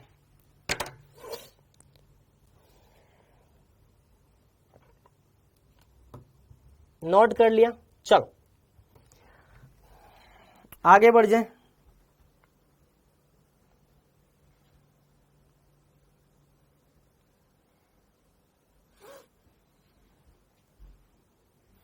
फ्लोरीन की असंगत व्यवहार वाली स्लाइड दिखा दीजिए। ये लो, ये लो फ्लोरीन की असंगत व्यवहार वाली स्लाइड। आगे बढ़ जा, फटाफट करो यार, फटाफट करो यार। चल आगे बढ़ते हैं, इससे ज्यादा समय नहीं लेंगे हम। तो ये कौन सा था? ए के बाद लिखो बी, ऑक्सीजन से क्रिया। लिखो ऑक्सीजन से क्रिया। ठीक है, ऑक्सीजन से क्रिया लिखिए। अब यहां पे सबसे पहला पॉइंट लिखिए, फ्लोरीन दो यौगिक बनाता है ऑक्सीजन के साथ। फ्लोरीन ऑक्सीजन के साथ दो यौगिक बनाता है, एक OF2 और एक O2F2। लिखो OF2 और O2F2। ठीक है, इसमें O2F2 जो है वो केवल 298 केल्विन पर ही स्थायी है। ठीक है, ये ध्यान रखना। OF2 जो है वो केवल और केवल 298 केल्विन पर ही स्थायी है। ठीक है, इन दोनों को ही हम बोलते हैं, ये दोनों ही क्या कहलाते हैं? फ्लोरीनेटिंग कारक, या इसको हिंदी में लिखना है तो फ्लोरीनीकरण कारक। फ्लोरीनीकरण कारक क्या बोलते हैं इसको? फ्लोरीनीकरण कारक। मतलब कि किसी को भी अगर फ्लोरीन देना है, फ्लोरीनीकरण का मतलब होता है दूसरे को फ्लोरीन प्रदान करना, दूसरे को फ्लोरीन प्रदान करना। तो अगर किसी को भी फ्लोरीन प्रदान करना है, फ्लोरीनीकरण करना, उसका क्या करना है? फ्लोरीनीकरण करना है, तो उसके लिए दोनों ही जिम्मेदार, क्योंकि दोनों ही अस्थायी होते हैं, ये दोनों ही अस्थायी है। तो ये क्या करेंगे, जैसे ही किसी को फ्लोरीन चाहिए तो ये तुरंत फ्लोरीन दे देंगे, इसलिए इनको बोलते हैं फ्लोरीनेटिंग या फ्लोरीनीकरण कारक बोलते हैं। समझ में आ गया ये? OF2 और O2F2 को फ्लोरीनीकरण कारक क्यों कहते हैं, समझ में आया? क्योंकि ये दोनों ही बहुत कम स्थायी हैं, और अगर ये दोनों कम स्थायी हैं तो ये दूसरे को मौका मिलते ही अपना फ्लोरीन पहली फुर्सत में दे देंगे। लिखा है ना, दूसरे को फ्लोरीन देना। क्यों दे रहे फ्लोरीन? क्योंकि खुद अस्थायी है, तो जैसे ही मौका मिलेगा पहली फुर्सत में निकल लेगा यहां से फ्लोरीन, दूसरे का फ्लोरीनीकरण कर देंगे ये। ठीक है, तो ये ध्यान रखना। ठीक है, फिर अगला पॉइंट लिखो, देखो ऑक्साइड का जो स्थायित्व है, ऑक्साइड का जो स्थायित्व है उसका क्रम होता है ऑक्साइड के स्थायित्व की बात करें तो आयोडीन के ऑक्साइड सबसे ज्यादा स्थायी है, फिर क्लोरीन के और फिर ब्रोमीन के। लिखो आयोडीन के ऑक्साइड सबसे ज्यादा स्थायी हैं, फिर क्लोरीन के और फिर ब्रोमीन के। और इसका कारण क्या है वो कारण मैं आपको बताता हूं, इसका कारण मैं आपको बताऊंगा। क्योंकि आयोडीन का जो ऑक्सीजन के साथ बंध है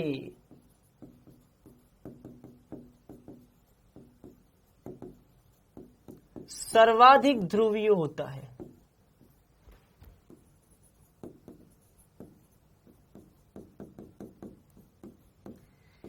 क्यों? क्योंकि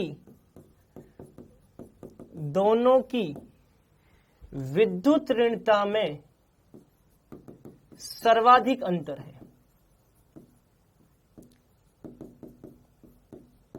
इसीलिए सबसे ज्यादा स्थायी यौगिक बनाते हैं ऑक्साइड के साथ।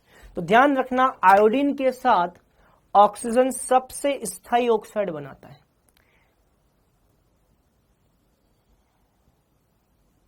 मेरी बात समझ रहे हो? आयोडीन के साथ ऑक्सीजन क्लोरीन और ब्रोमीन की तुलना में ज्यादा स्थायी यौगिक बनाता है। अरे मेरी बात समझ में आ रही है? आयोडीन, क्लोरीन, ब्रोमीन, इनमें सबसे ज्यादा ऑक्सीजन के साथ स्थायी यौगिक कौन बनाता है? आयोडीन। क्यों? क्योंकि आयोडीन और ऑक्सीजन के बीच में बंध की जो ध्रुवीयता है, उनके बंध के बीच में जो ध्रुवीयता है वो सबसे ज्यादा है। क्यों ध्रुवीयता ज्यादा है? क्योंकि आयोडीन और ऑक्सीजन के बीच में विद्युत ऋणता का अंतर सबसे ज्यादा है, और विद्युत ऋणता का अंतर ज्यादा होने के कारण इनका बंध ध्रुवीय होता है, ये सबसे ज्यादा स्थायी होते हैं। ये ध्यान रखना है बेटा, नोट कर लो इसको, नोट कर लो। अच्छा, ब्रोमीन के साथ क्या समस्या है? ब्रोमीन के साथ समस्या है कि इसका आकार तथा ध्रुवीयता दोनों बंध निर्माण को सपोर्ट नहीं करती।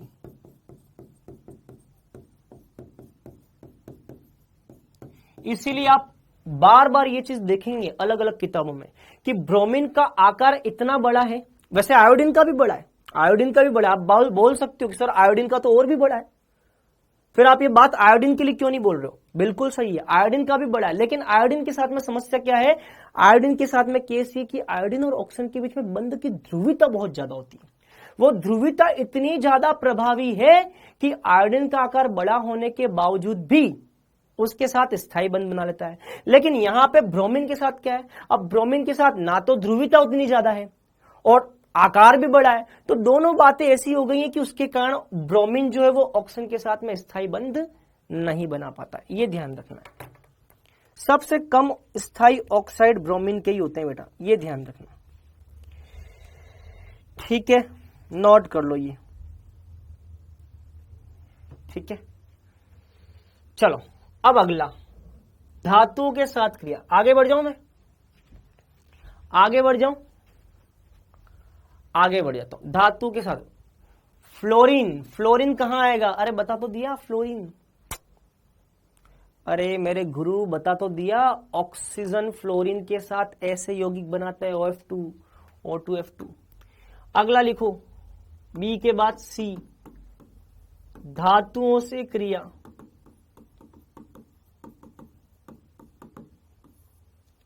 तो मान लो धातुओं के साथ क्रिया कर रहे हैं, एम क्या है? एम एक धातु है, तो MF बनेगा, MCl बनेगा, MBr बनेगा और MI बनेगा।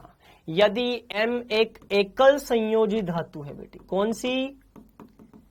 एकल संयोजी धातु है बेटा। अगर M एक एकल संयोजी धातु है तो MF बनेगा, MCl बनेगा, MBr बनेगा, MI बनेगा। और इनमें यदि सहसंयोजी लक्षण बताने हैं, सहसंयोजी लक्षण का क्रम बताना है, तो जल्दी से कमेंट करके बता दो किसमें सर्वाधिक सहसंयोजी लक्षण होंगे, बताओ। अगर इन धातुओं के हैलाइडों में सबसे ज्यादा सहसंयोजी लक्षण बताने हैं तो किसमें होंगे?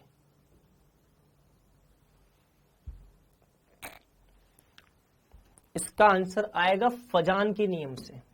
इतने दिन से हम यही तो याद कर रहे हैं यार, फजान नियम से। कौन सा ऋणायन जो होगा वो सबसे ज्यादा ध्रुवीकरण करेगा? फ्लोरीन का आकार छोटा है, क्लोरीन का और बड़ा है, ब्रोमीन का और बड़ा है, आयोडीन का और बड़ा आकार है। जितना बड़ा आकार होगा ऋणायन का उतना ही ज्यादा ध्रुवीकरण होगा, और ध्रुवीकरण ज्यादा होगा तो सहसंयोजी लक्षण भी ज्यादा होंगे। समझ में आ गया? ये आ जाएगा आंसर। नोट कर लो। चलिए दूसरा लिखेंगे, SnCl2 और SnCl4। बताओ इसमें सहसंयोजी लक्षण किसके ज्यादा होंगे? Cl2 और Cl4 किसमें सहसंयोजी लक्षण ज्यादा होंगे? Very good sir. यहां तो +2 है और यहां +4 है। आवेश जितना ज्यादा होगा उतना सहसंयोजी लक्षण ज्यादा होंगे। Very good. अच्छा, और धातुओं के हैलाइड देखते हैं। PbCl2 और PbCl4 किसमें सहसंयोजी लक्षण ज्यादा? PbCl4 में सहसंयोजी लक्षण ज्यादा होंगे। बढ़िया, बहुत बढ़िया, वेरी गुड। और आज का लास्ट टॉपिक, और वो है हैलोजन के साथ क्रिया, और उसी के साथ हमारा वर्ग क्रमांक 17 समाप्त हो जाएगा। और फिर बचेगा वर्ग 18। बहुत छोटा है वो उसमें कुछ ज्यादा है नहीं। तो मैं आपको कल की क्लास में वर्ग 18 पढ़ाऊंगा, और एक टॉपिक और है जो कि रिमेनिंग है इस चैप्टर का, वो भी पढ़ाऊंगा। ठीक है, चलो लास्ट, इस वर्ग का लास्ट पॉइंट, हैलोजन के साथ क्रिया।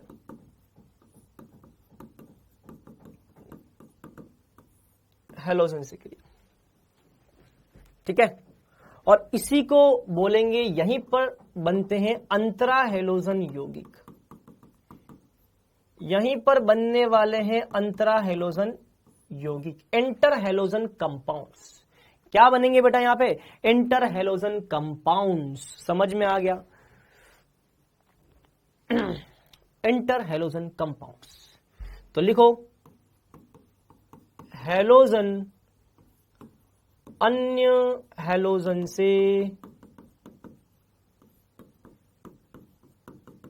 क्रिया करके अंतरा हैलोजन यौगिक बनाते हैं। और इसका उदाहरण XX प्रकार के, X3 प्रकार के, X5 प्रकार के, X7 प्रकार के। यहां पे X जो होगा उसका आकार बड़ा होगा, बड़ा आकार, और विद्युत ऋणता कम होगी। और X जो होगा इसका छोटा आकार होगा और विद्युत ऋणता उच्च होगी। समझ में आ रहा है? यहां तक की बात समझ में आ गई? यहां तक की बात समझ में आ गई? ध्यान रखना, X जो होगा उसका आकार बड़ा होगा। सभी में, इन सभी में X जो होगा उसका आकार बड़ा होगा और En क्या होगी? कम होगी। और X जो होगा उसका आकार छोटा होगा और En क्या होगी? ज्यादा होगी। बात समझ में आ गई? ये ध्यान रखना। अभी एग्जाम्पल देखेंगे, अभी रियल एग्जाम्पल देखेंगे, ठीक है। जैसे कि अब यहां लिखेंगे एग्जाम्पल। ये एग्जाम्पल नहीं, ये तो टाइप है, इसको तो हम बोलते हैं प्रकार। ये प्रकार है, ठीक है। अब हम देखेंगे एग्जाम्पल। अब लिखो एग्जाम्पल। जैसे कि मान लो मैंने लिखा CLF। क्या लिखा? ClF। तो आप देख सकते हैं फ्लोरीन और क्लोरीन में क्लोरीन का आकार बड़ा है और क्लोरीन का आकार भी बड़ा है और विद्युत ऋणता कम भी है। फ्लोरीन का आकार छोटा है, विद्युत ऋणता उच्च है। ठीक है, और क्या हो सकते हैं और इसमें हो सकते हैं BrF और IF। ठीक है, ये आ जाएंगे। फिर इसकी बात करें तो इसमें आ जाएगा IF3 BrF3। ठीक है, इसमें आ जाएंगे IF5 और इसमें आ जाएंगे IF7, है ना। ऐसे कुछ कुछ एग्जाम्पल आप लिख लीजिए। ठीक है, फिर एक क्वेश्चन भी करेंगे। ठीक है, क्वेश्चन भी करेंगे।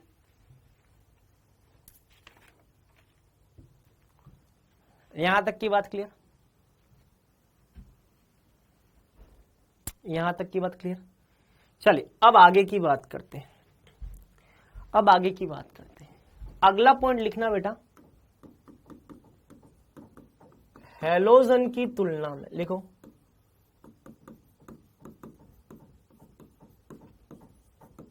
अंतरा हैलोजन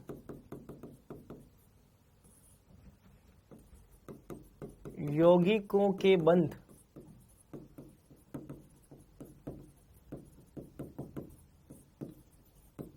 अधिक ध्रुवीय होते हैं। आपको ये बात पता होना चाहिए कि इंटर हैलोजन कंपाउंड्स जो हैं उनमें बंध ज्यादा ध्रुवीय हैं। क्यों? क्योंकि हैलोजन में तो फॉर एग्जांपल क्लोरीन क्लोरीन है, ये बंध तो ध्रुवीय हो ही नहीं सकता। लेकिन अंतरा हैलोजन, जैसे कि मान लो मैंने लिखा IF, अब I और F में इन दोनों के बीच में क्या है? विद्युत ऋणता का अंतर। क्योंकि विद्युत ऋणता का अंतर यहां पर 0 नहीं है, क्योंकि विद्युत ऋणता का अंतर यहां पर 0 नहीं है, जबकि यहां पे विद्युत ऋणता का अंतर क्या है? 0। अगर यहां पे विद्युत ऋणता का अंतर 0 है तो ये हो जाएगा अध्रुवीय। क्या हो जाएगा? अध्रुवीय। और यहां पे विद्युत ऋणता का अंतर अगर 0 नहीं है तो ये हो जाएगा ध्रुवीय। तो ध्रुवीय बंध वो होते हैं जिनमें विद्युत ऋणता का अंतर 0 नहीं होता, और अध्रुवीय बंध वो हैं जिनमें विद्युत ऋणता का अंतर 0 होता है। बात समझ में आ गई? इसीलिए ये ज्यादा ध्रुवीय है। अच्छा, अब आगे क्या? क्योंकि इनमें बंध ध्रुवीय है, अतः यह हैलोजन की तुलना में ज्यादा क्रियाशील होते हैं। ये हैलोजन की तुलना में ज्यादा क्रियाशील क्यों हैं? क्योंकि इनके अंदर बंध जो होते हैं वो ज्यादा ध्रुवीय होते हैं। यहां तक की बात समझ में आ गई? क्लियर? अरे यहां तक की बात समझ में आ गई? बता दो फटाफट। इसके अलावा सभी, अगला पॉइंट लिखो, सभी अंतरा हैलोजन यौगिक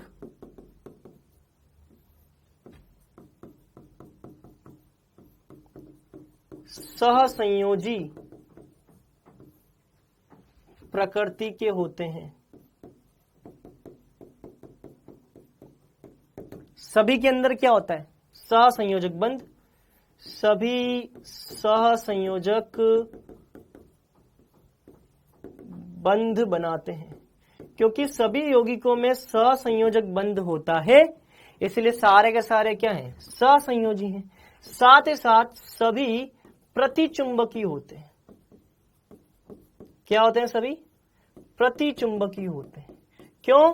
क्योंकि इनके पास अयुग्मित इलेक्ट्रॉन नहीं होते। इनके पास, इनमें या इनके पास सभी इलेक्ट्रॉन युग्मित होते हैं। सभी इलेक्ट्रॉन युग्मित हैं। क्योंकि इनके पास सभी इलेक्ट्रॉन युग्मित होते हैं, इसीलिए क्या है?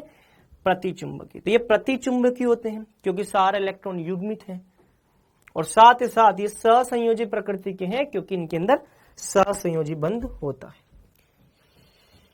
ठीक है, ये आ गया, सारे पॉइंट्स यहां पे मैंने लिखवा दिए। अच्छा, गलनांक क्वथनांक किसका ज्यादा होगा, अंतरा हेलोजन का या हेलोजन का? फटाफट लाइव चैट में कमेंट करके बताओ, किसके गलनांक क्वथनांक ज्यादा होंगे, अंतरा हेलोजन के या हेलोजन के? बताओ, अंतरा हेलोजन के, इंट्रा हेलोजन के गलनांक क्वथनांक ज्यादा होंगे या सामान्य हेलोजन के? बताओ, मेल्टिंग पॉइंट, बॉइलिंग पॉइंट किसके ज्यादा होंगे? बिल्कुल, melting point, boiling point halogen की तुलना में अंतरा हेलोजन के ज्यादा हैं। क्यों ज्यादा हैं? क्योंकि भैया ध्रुवीय बंध है। कारण क्या? क्योंकि इनके पास ध्रुवीय बंध है, और ध्रुवीय बंध जो होगा उस कारण अणुओं में क्या होगा, ज्यादा आकर्षण। ध्रुवीय बंध के कारण अणुओं में प्रबल आकर्षण होता है। ये ध्यान रखना है, ठीक है? क्लियर? नोट कर लो इसको, ठीक है? और लास्ट पॉइंट, अगर एक्स एक्स देश की अगर पानी से क्रिया हुई तो क्या बनेगा, ठीक है? अंतरा हेलोजन यौगिक पानी से क्रिया करके क्या बनाते हैं? सर पीछे की स्लाइड दिखा दीजिए। अरे ये लो यार, पीछे की स्लाइड दिखाते हैं, ये पीछे की स्लाइड, ठीक है? आगे बढ़ जाए, अब आगे बढ़ जाए, बस ऑलमोस्ट एक लास्ट पॉइंट बचा है, बस उसके बाद कुछ नहीं। अब अंतरा हेलोजन यौगिकों की पानी के साथ क्रिया, देखो आप मुझे बताओ, विद्युत ऋणता कम किसकी है? एक्स वाले की विद्युत ऋणता कम है, इस पे प्लस आएगा, जिसकी विद्युत ऋणता ज्यादा उस पे माइनस आएगा। पानी में भी दो लोग हैं, एक H प्लस है और दूसरा OH माइनस है। तो H प्लस जाकर के किससे लगेगा? X से। तो H प्लस जाकर के X से लगेगा, सॉरी उल्टा बोल दिया मैंने उल्टा बोल दिया, माफ करना। तो H प्लस जाकर के किससे लगेगा? H प्लस वाला माइनस से लगेगा, तो H प्लस वाला X डैश माइनस से लगेगा, और OH माइनस किससे लगेगा? X प्लस से, तो ये बन जाएगा HX। तो ध्यान रखना, हाइड्रोजन के अंदर जो प्लस वाला है वो माइनस से लगेगा, और यहां माइनस वाला है वो प्लस से लगेगा, ठीक है? कैसे पता चला? तो विद्युत ऋणता जो होती है वो X की कम है, X डैश की ज्यादा है। जिसकी विद्युत ऋणता ज्यादा होगी उस पे माइनस आएगा, माइनस वाला H प्लस से लगेगा। ठीक है, ये ध्यान रखना है। क्लियर? चलिए, इससे ये बन गया, और आगे की बात करेंगे। अगर XX 3 डैश होगा, उसकी पानी से क्रिया करेंगे तो क्या बनेगा? तो यहां पे X बनेगा और दूसरा बनेगा HOX2। अगर X डैश 5 दे रखा है, 5 दे रखा है, पानी के साथ क्रिया करेंगे तो ये बनेगा HX डैश प्लस HOX3, और XX7 डैश ये पानी से क्रिया करेगा तो HX डैश प्लस HOX4 ये बनेगा। अभी थोड़ा समझा देता हूं मैं, बस ये हो गया कंप्लीट, वर्ग 17 कंप्लीट हो गया। थोड़ा मैं आपको समझा देता हूं क्या है इसके अंदर, ठीक है? समझा देता हूं क्या है इसके अंदर, वो बता देता हूं, ठीक है? इधर देखो, इधर देखो, सभी बच्चे इधर देखें।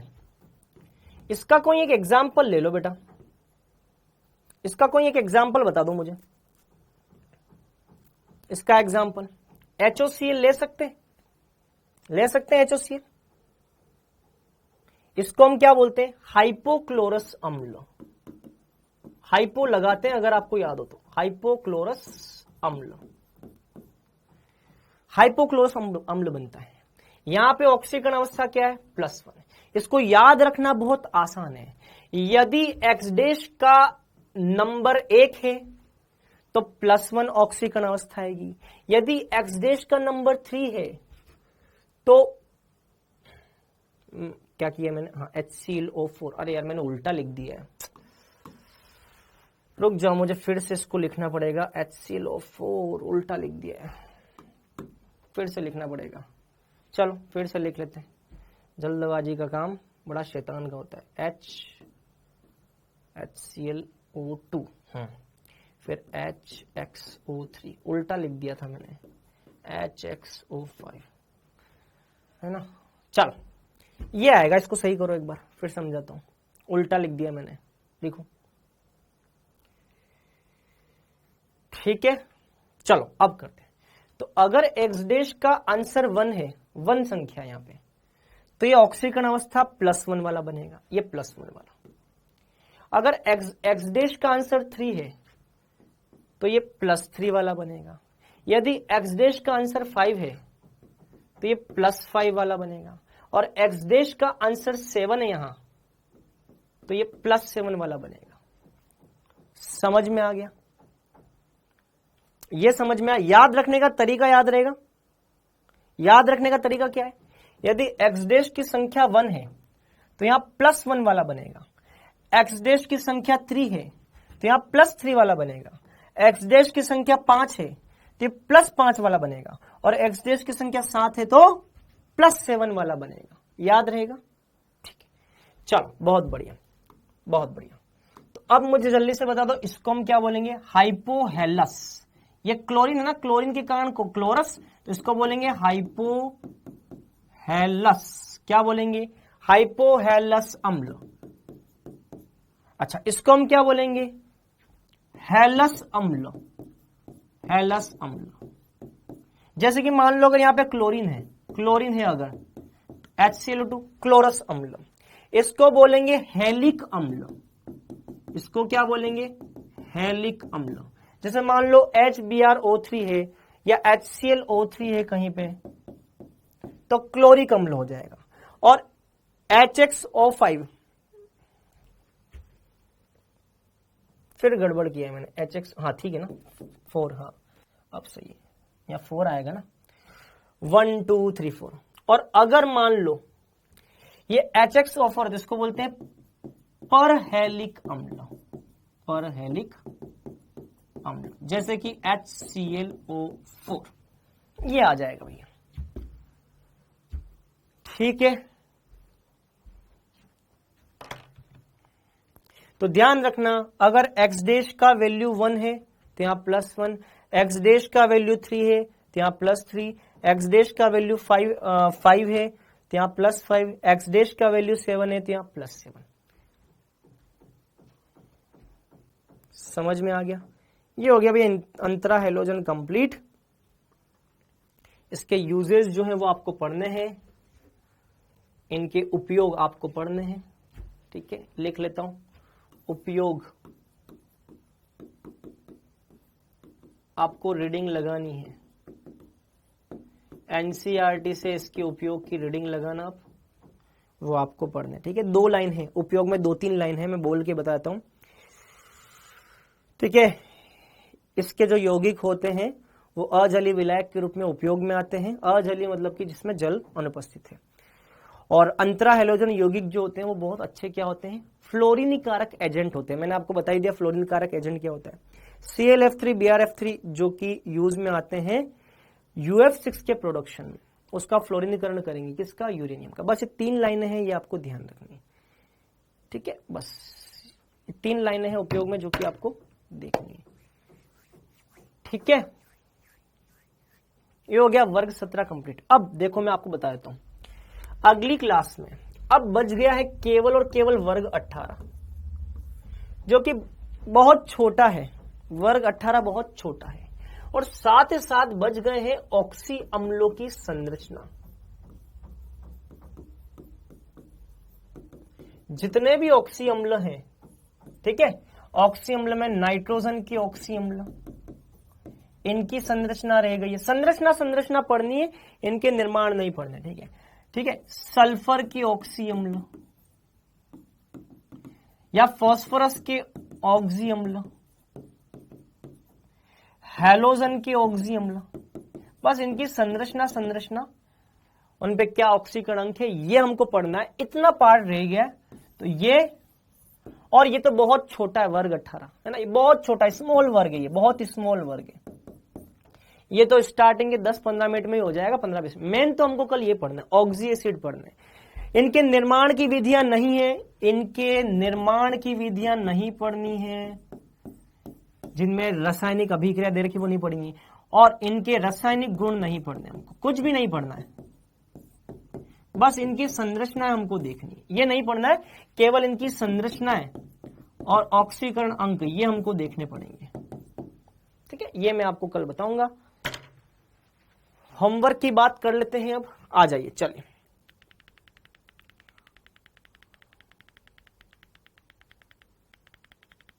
आज भी मैं आपके लिए होमवर्क लाया हूं, आप कर लेना उसको।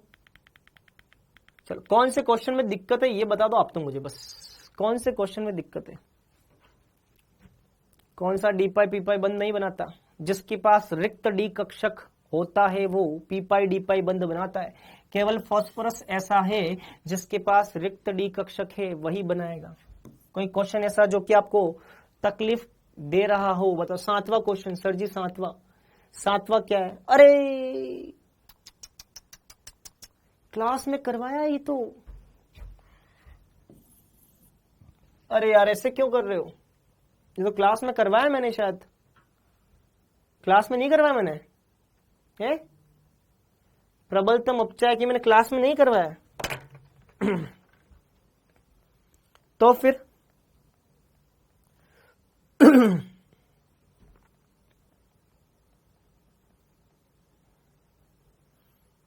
फिर इसमें पूछ क्यों रहे हो? एक चीज और मैं देख लेता हूं। वैसे तो ऑक्सी एसिड हैं वो रह गए हैं, इसके अलावा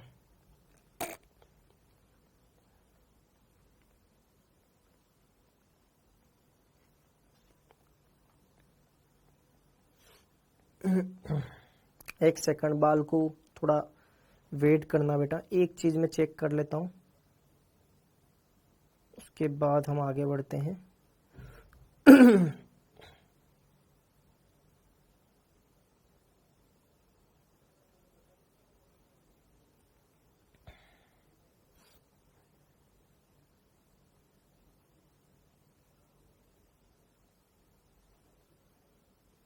बताइए क्या दिक्कत है? ये तो मैंने करवा रखा है ना। प्रबलतम अपचय क्या हो जाएगा? ये बता रखा है, वर्ग में नीचे जाने पर बंध लंबाई बढ़ती है। बताओ, बंध लंबाई सबसे ज्यादा, बंध लंबाई ज्यादा तो बंध आसानी से टूटेगा। कौन सा है भैया क्वेश्चन?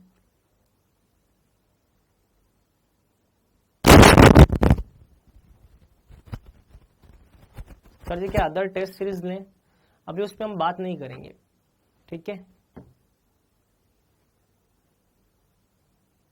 और कोई क्वेश्चन जो कि आपको नहीं आता तो बताइए। कौन अपर रूपता नहीं दर्शाता? मेरे ख्याल से आपको पता है नाइट्रोजन है। 5वां और 20वां, 5वां क्या है? 5वें में 2 आंसर है बेटा, इसको करेक्ट कर लेना। 5 में पहला भी आंसर है और चौथा भी आंसर है।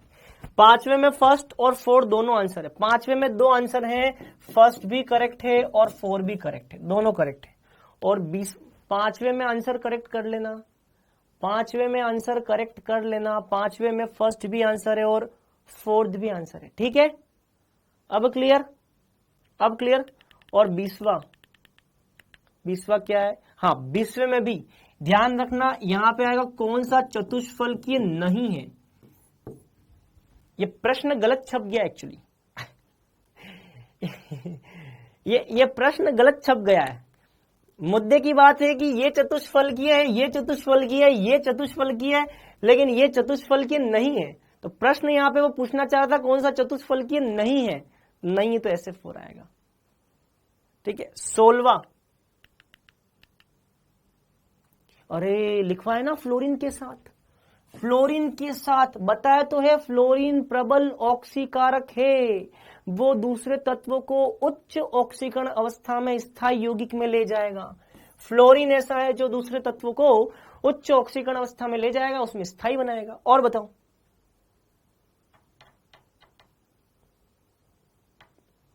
21वां और 26वां, 21वां तो दिया नहीं था, 26वां आप कर सकते हो। 26वें में क्या दे रखा है, अपचयन विभव दे रखा है। किसका अपचयन विभव सबसे ज्यादा है, जिसका अपचयन विभव, जिसका एसआरपी ज्यादा होगा उसका अपचयन भी ज्यादा होगा और वो हो जाएगा उतना ही अच्छा ऑक्सीकारक, ऑक्सीकारक प्रवृत्ति बढ़ेगी। अब पूछा क्या है, ऑक्सीकारक क्षमता के घटते हुए क्रम में जिसका एसआरपी ज्यादा होगा वो प्रबल ऑक्सीकारक होगा। सबसे ज्यादा एसआरपी किसका है, इसका, तो इसका मतलब सबसे प्रबल ऑक्सीकारक हो जाएगा ये, सबसे ज्यादा एसआरपी है। उसके बाद किसका है, IO4 माइनस, IO4 माइनस। उसके बाद किसका है, ClO4 minus, ClO4 minus. Third बन जाएगा आंसर।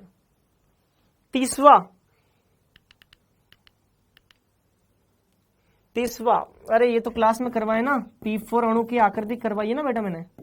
आप मुझे बताओ P4 अणु के अंदर कितने फास्फोरस बंद है, 1 2 3 4, 4 फास्फोरस बंद, 4 बंद ये हो गए, 5वां ये, 6ठा ये, 6 PP बंद है बेटा, यहाँ पे 6 PP बंद है।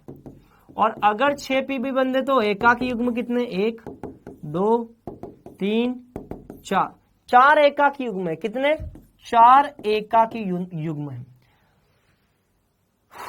6 PP बंद है, 4 एकाकी युग्म है। क्या आंसर आएगा इसका, बी और डी, बी और डी आ जाएगा। बताओ और कौन सा, 29वां, सारे पूछ लो तुम नालायकों, सब पूछ लो। ये तो मैंने आज करवाया आपको। क्या ऑक्सीकारक क्षमता का क्रम ये है, बिल्कुल आज मैंने करवाया है, एक बार ट्राई करो इसको, आज फिर ट्राई करो। करेक्ट है, MI MBr MCl MCl MF। कौन सा गलत ये पूछा है, धातु आयनिक गुण, नहीं आयनिक गुण ज्यादा नहीं, ये तो सहसंयोजी गुण ज्यादा, ये गलत है, ये गलत है, बी वाला गलत है। बंध वियोजन ऊर्जा, ये भी गलत है, F2 की बंध वियोजन ऊर्जा ब्रोमीन के पीछे आती, ये भी गलत है। हाइड्रोजन हेलोजन की बंध सामर्थ्य, हाँ ये सही है, ये सही है। बी और सी, बी और सी गलत है भैया, आज ही तो करवाया है, आज ही तो करवाया। और 28वां, अरे यार तुम सारे मत पूछा करो भाई, 28वां तो मैंने नहीं दिया था, नहीं दिया है, नहीं करना, 28वां नहीं करना है, नहीं दिया है। 19वां, सोडियम का कितना होता है ऑक्सीकरण +1, प्लस हाइड्रोजन का कितना होता है +1, कितने हाइड्रोजन है 2, प्लस फास्फोरस केंद्रीय परमाणु, फास्फोरस का ज्ञात करना है, प्लस ऑक्सीजन का कितना होता है -2, कितने ऑक्सीजन है 2, कुल कितना होगा 0, यहां से x निकालेंगे -4 +2, ठीक है, +1 आ जाएगा इसका आंसर, +1 थर्ड आ जाएगा। 5 करके बता दीजिए, 5वां कौन सा भैया, अरे क्या करके बता दो, हैं इतना नहीं आता तुमको, संरचना CO3 2- की, तो क्या नीड की तैयारी कर रहे हो तुम, ये हो जाएगी, प्लेनर है।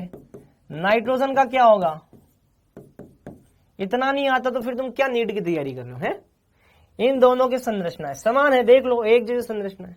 इसका क्या है, इसका देखो 1 2 3 4 5 6 7, तो 7वें में O-O, ठीक है, एक ये आ जाएगा, पिरामिडल आकृति इसकी, पिरामिडल। और लास्ट वाला ये जो SO3 है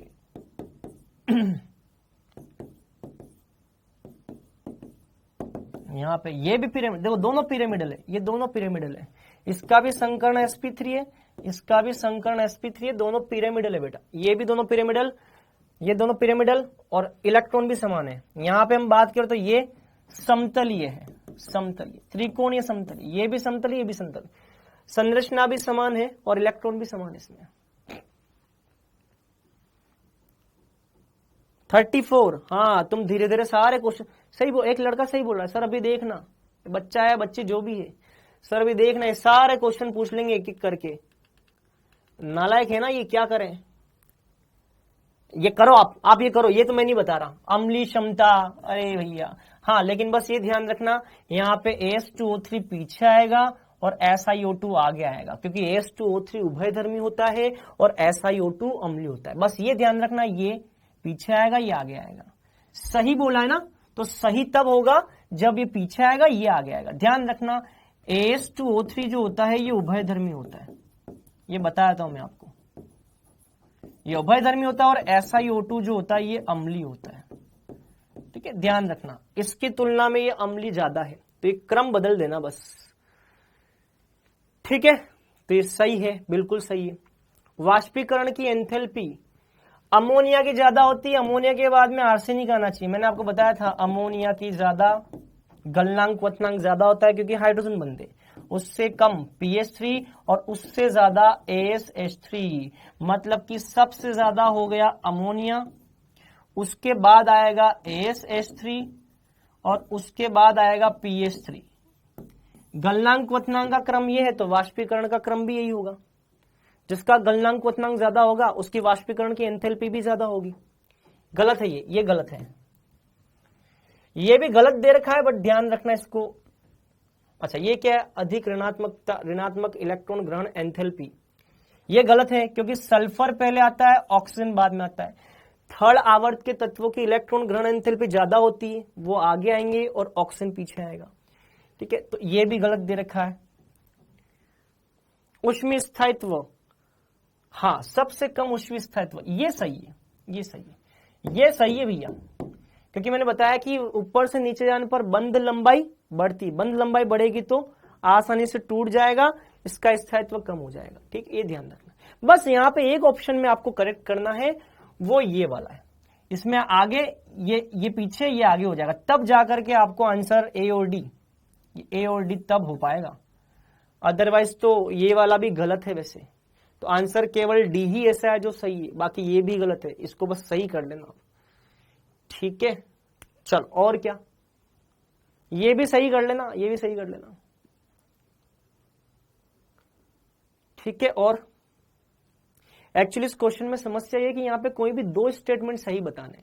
अब ये सही तभी हो पाएगा जब ये पीछे आएगा और ये आगे आएगा। तो ध्यान रखना यहाँ पे क्वेश्चन में स्टेटमेंट गलत दे रखा है वो, तो या तो मैं ऐसा करूं कि ये भी गलत कर दूं, या तो मैं ये भी गलत कर दूं। अगर तीनों गलत बोलोगे तो फिर ये ऑप्शन जो है इसमें A नहीं आना चाहिए। अगर A नहीं होता, केवल D होता तो बन जाता, लेकिन यहां पर A भी दे रखा है, D भी दे रखा है, तो ध्यान रखना,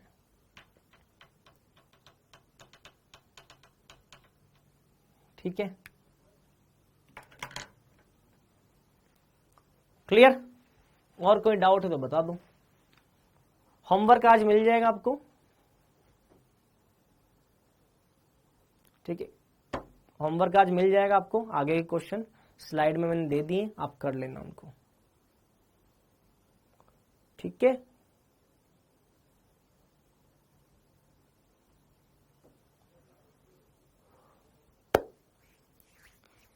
पेज नंबर है, पेज नंबर इसका 96 है, 96 97 पेज पे क्वेश्चन दे रखे हैं, ठीक है, वहां से कर सकते। चलो आज के लिए हो गया, और कल होगा इस चैप्टर का समापन। बस आप मुझे इतना बता दो कि 11वीं क्लास का कौन सा चैप्टर बाकी है। नहीं 11वीं का नहीं, सॉरी 12वीं क्लास का कौन सा चैप्टर बाकी हो गया। बस एक लास्ट बात का मुझे जवाब दे दो एक लास्ट बात का, 12वीं क्लास का कौन सा चैप्टर अब बाकी है, 12वीं क्लास का 12वीं क्लास का कौन सा चैप्टर बाकी है अब, इसके बाद 12वीं का कौन सा चैप्टर बाकी है, उसको पहले निपटा लेंगे। हो गए सारे, कोई भी बाकी नहीं है। 12वीं क्लास का बोल रहा हूं, 12वीं का, 12th क्लास का कोई बाकी है, कोई भी नहीं, ठीक है, 12th कंप्लीट है। इसका मतलब आपका 12th क्लास कंप्लीट हो गया।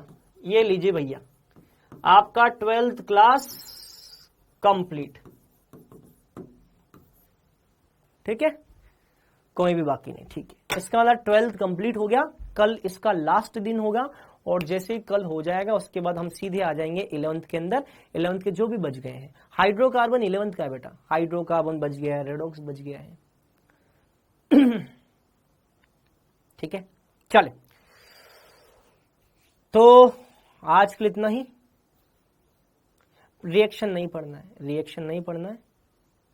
हाइड्रोकार्बन 11वीं क्लास का है प्रभु, 11वीं क्लास का। आधे बच्चों को यही नहीं पता कि 11वीं का कौन सा और 12वीं का कौन सा है?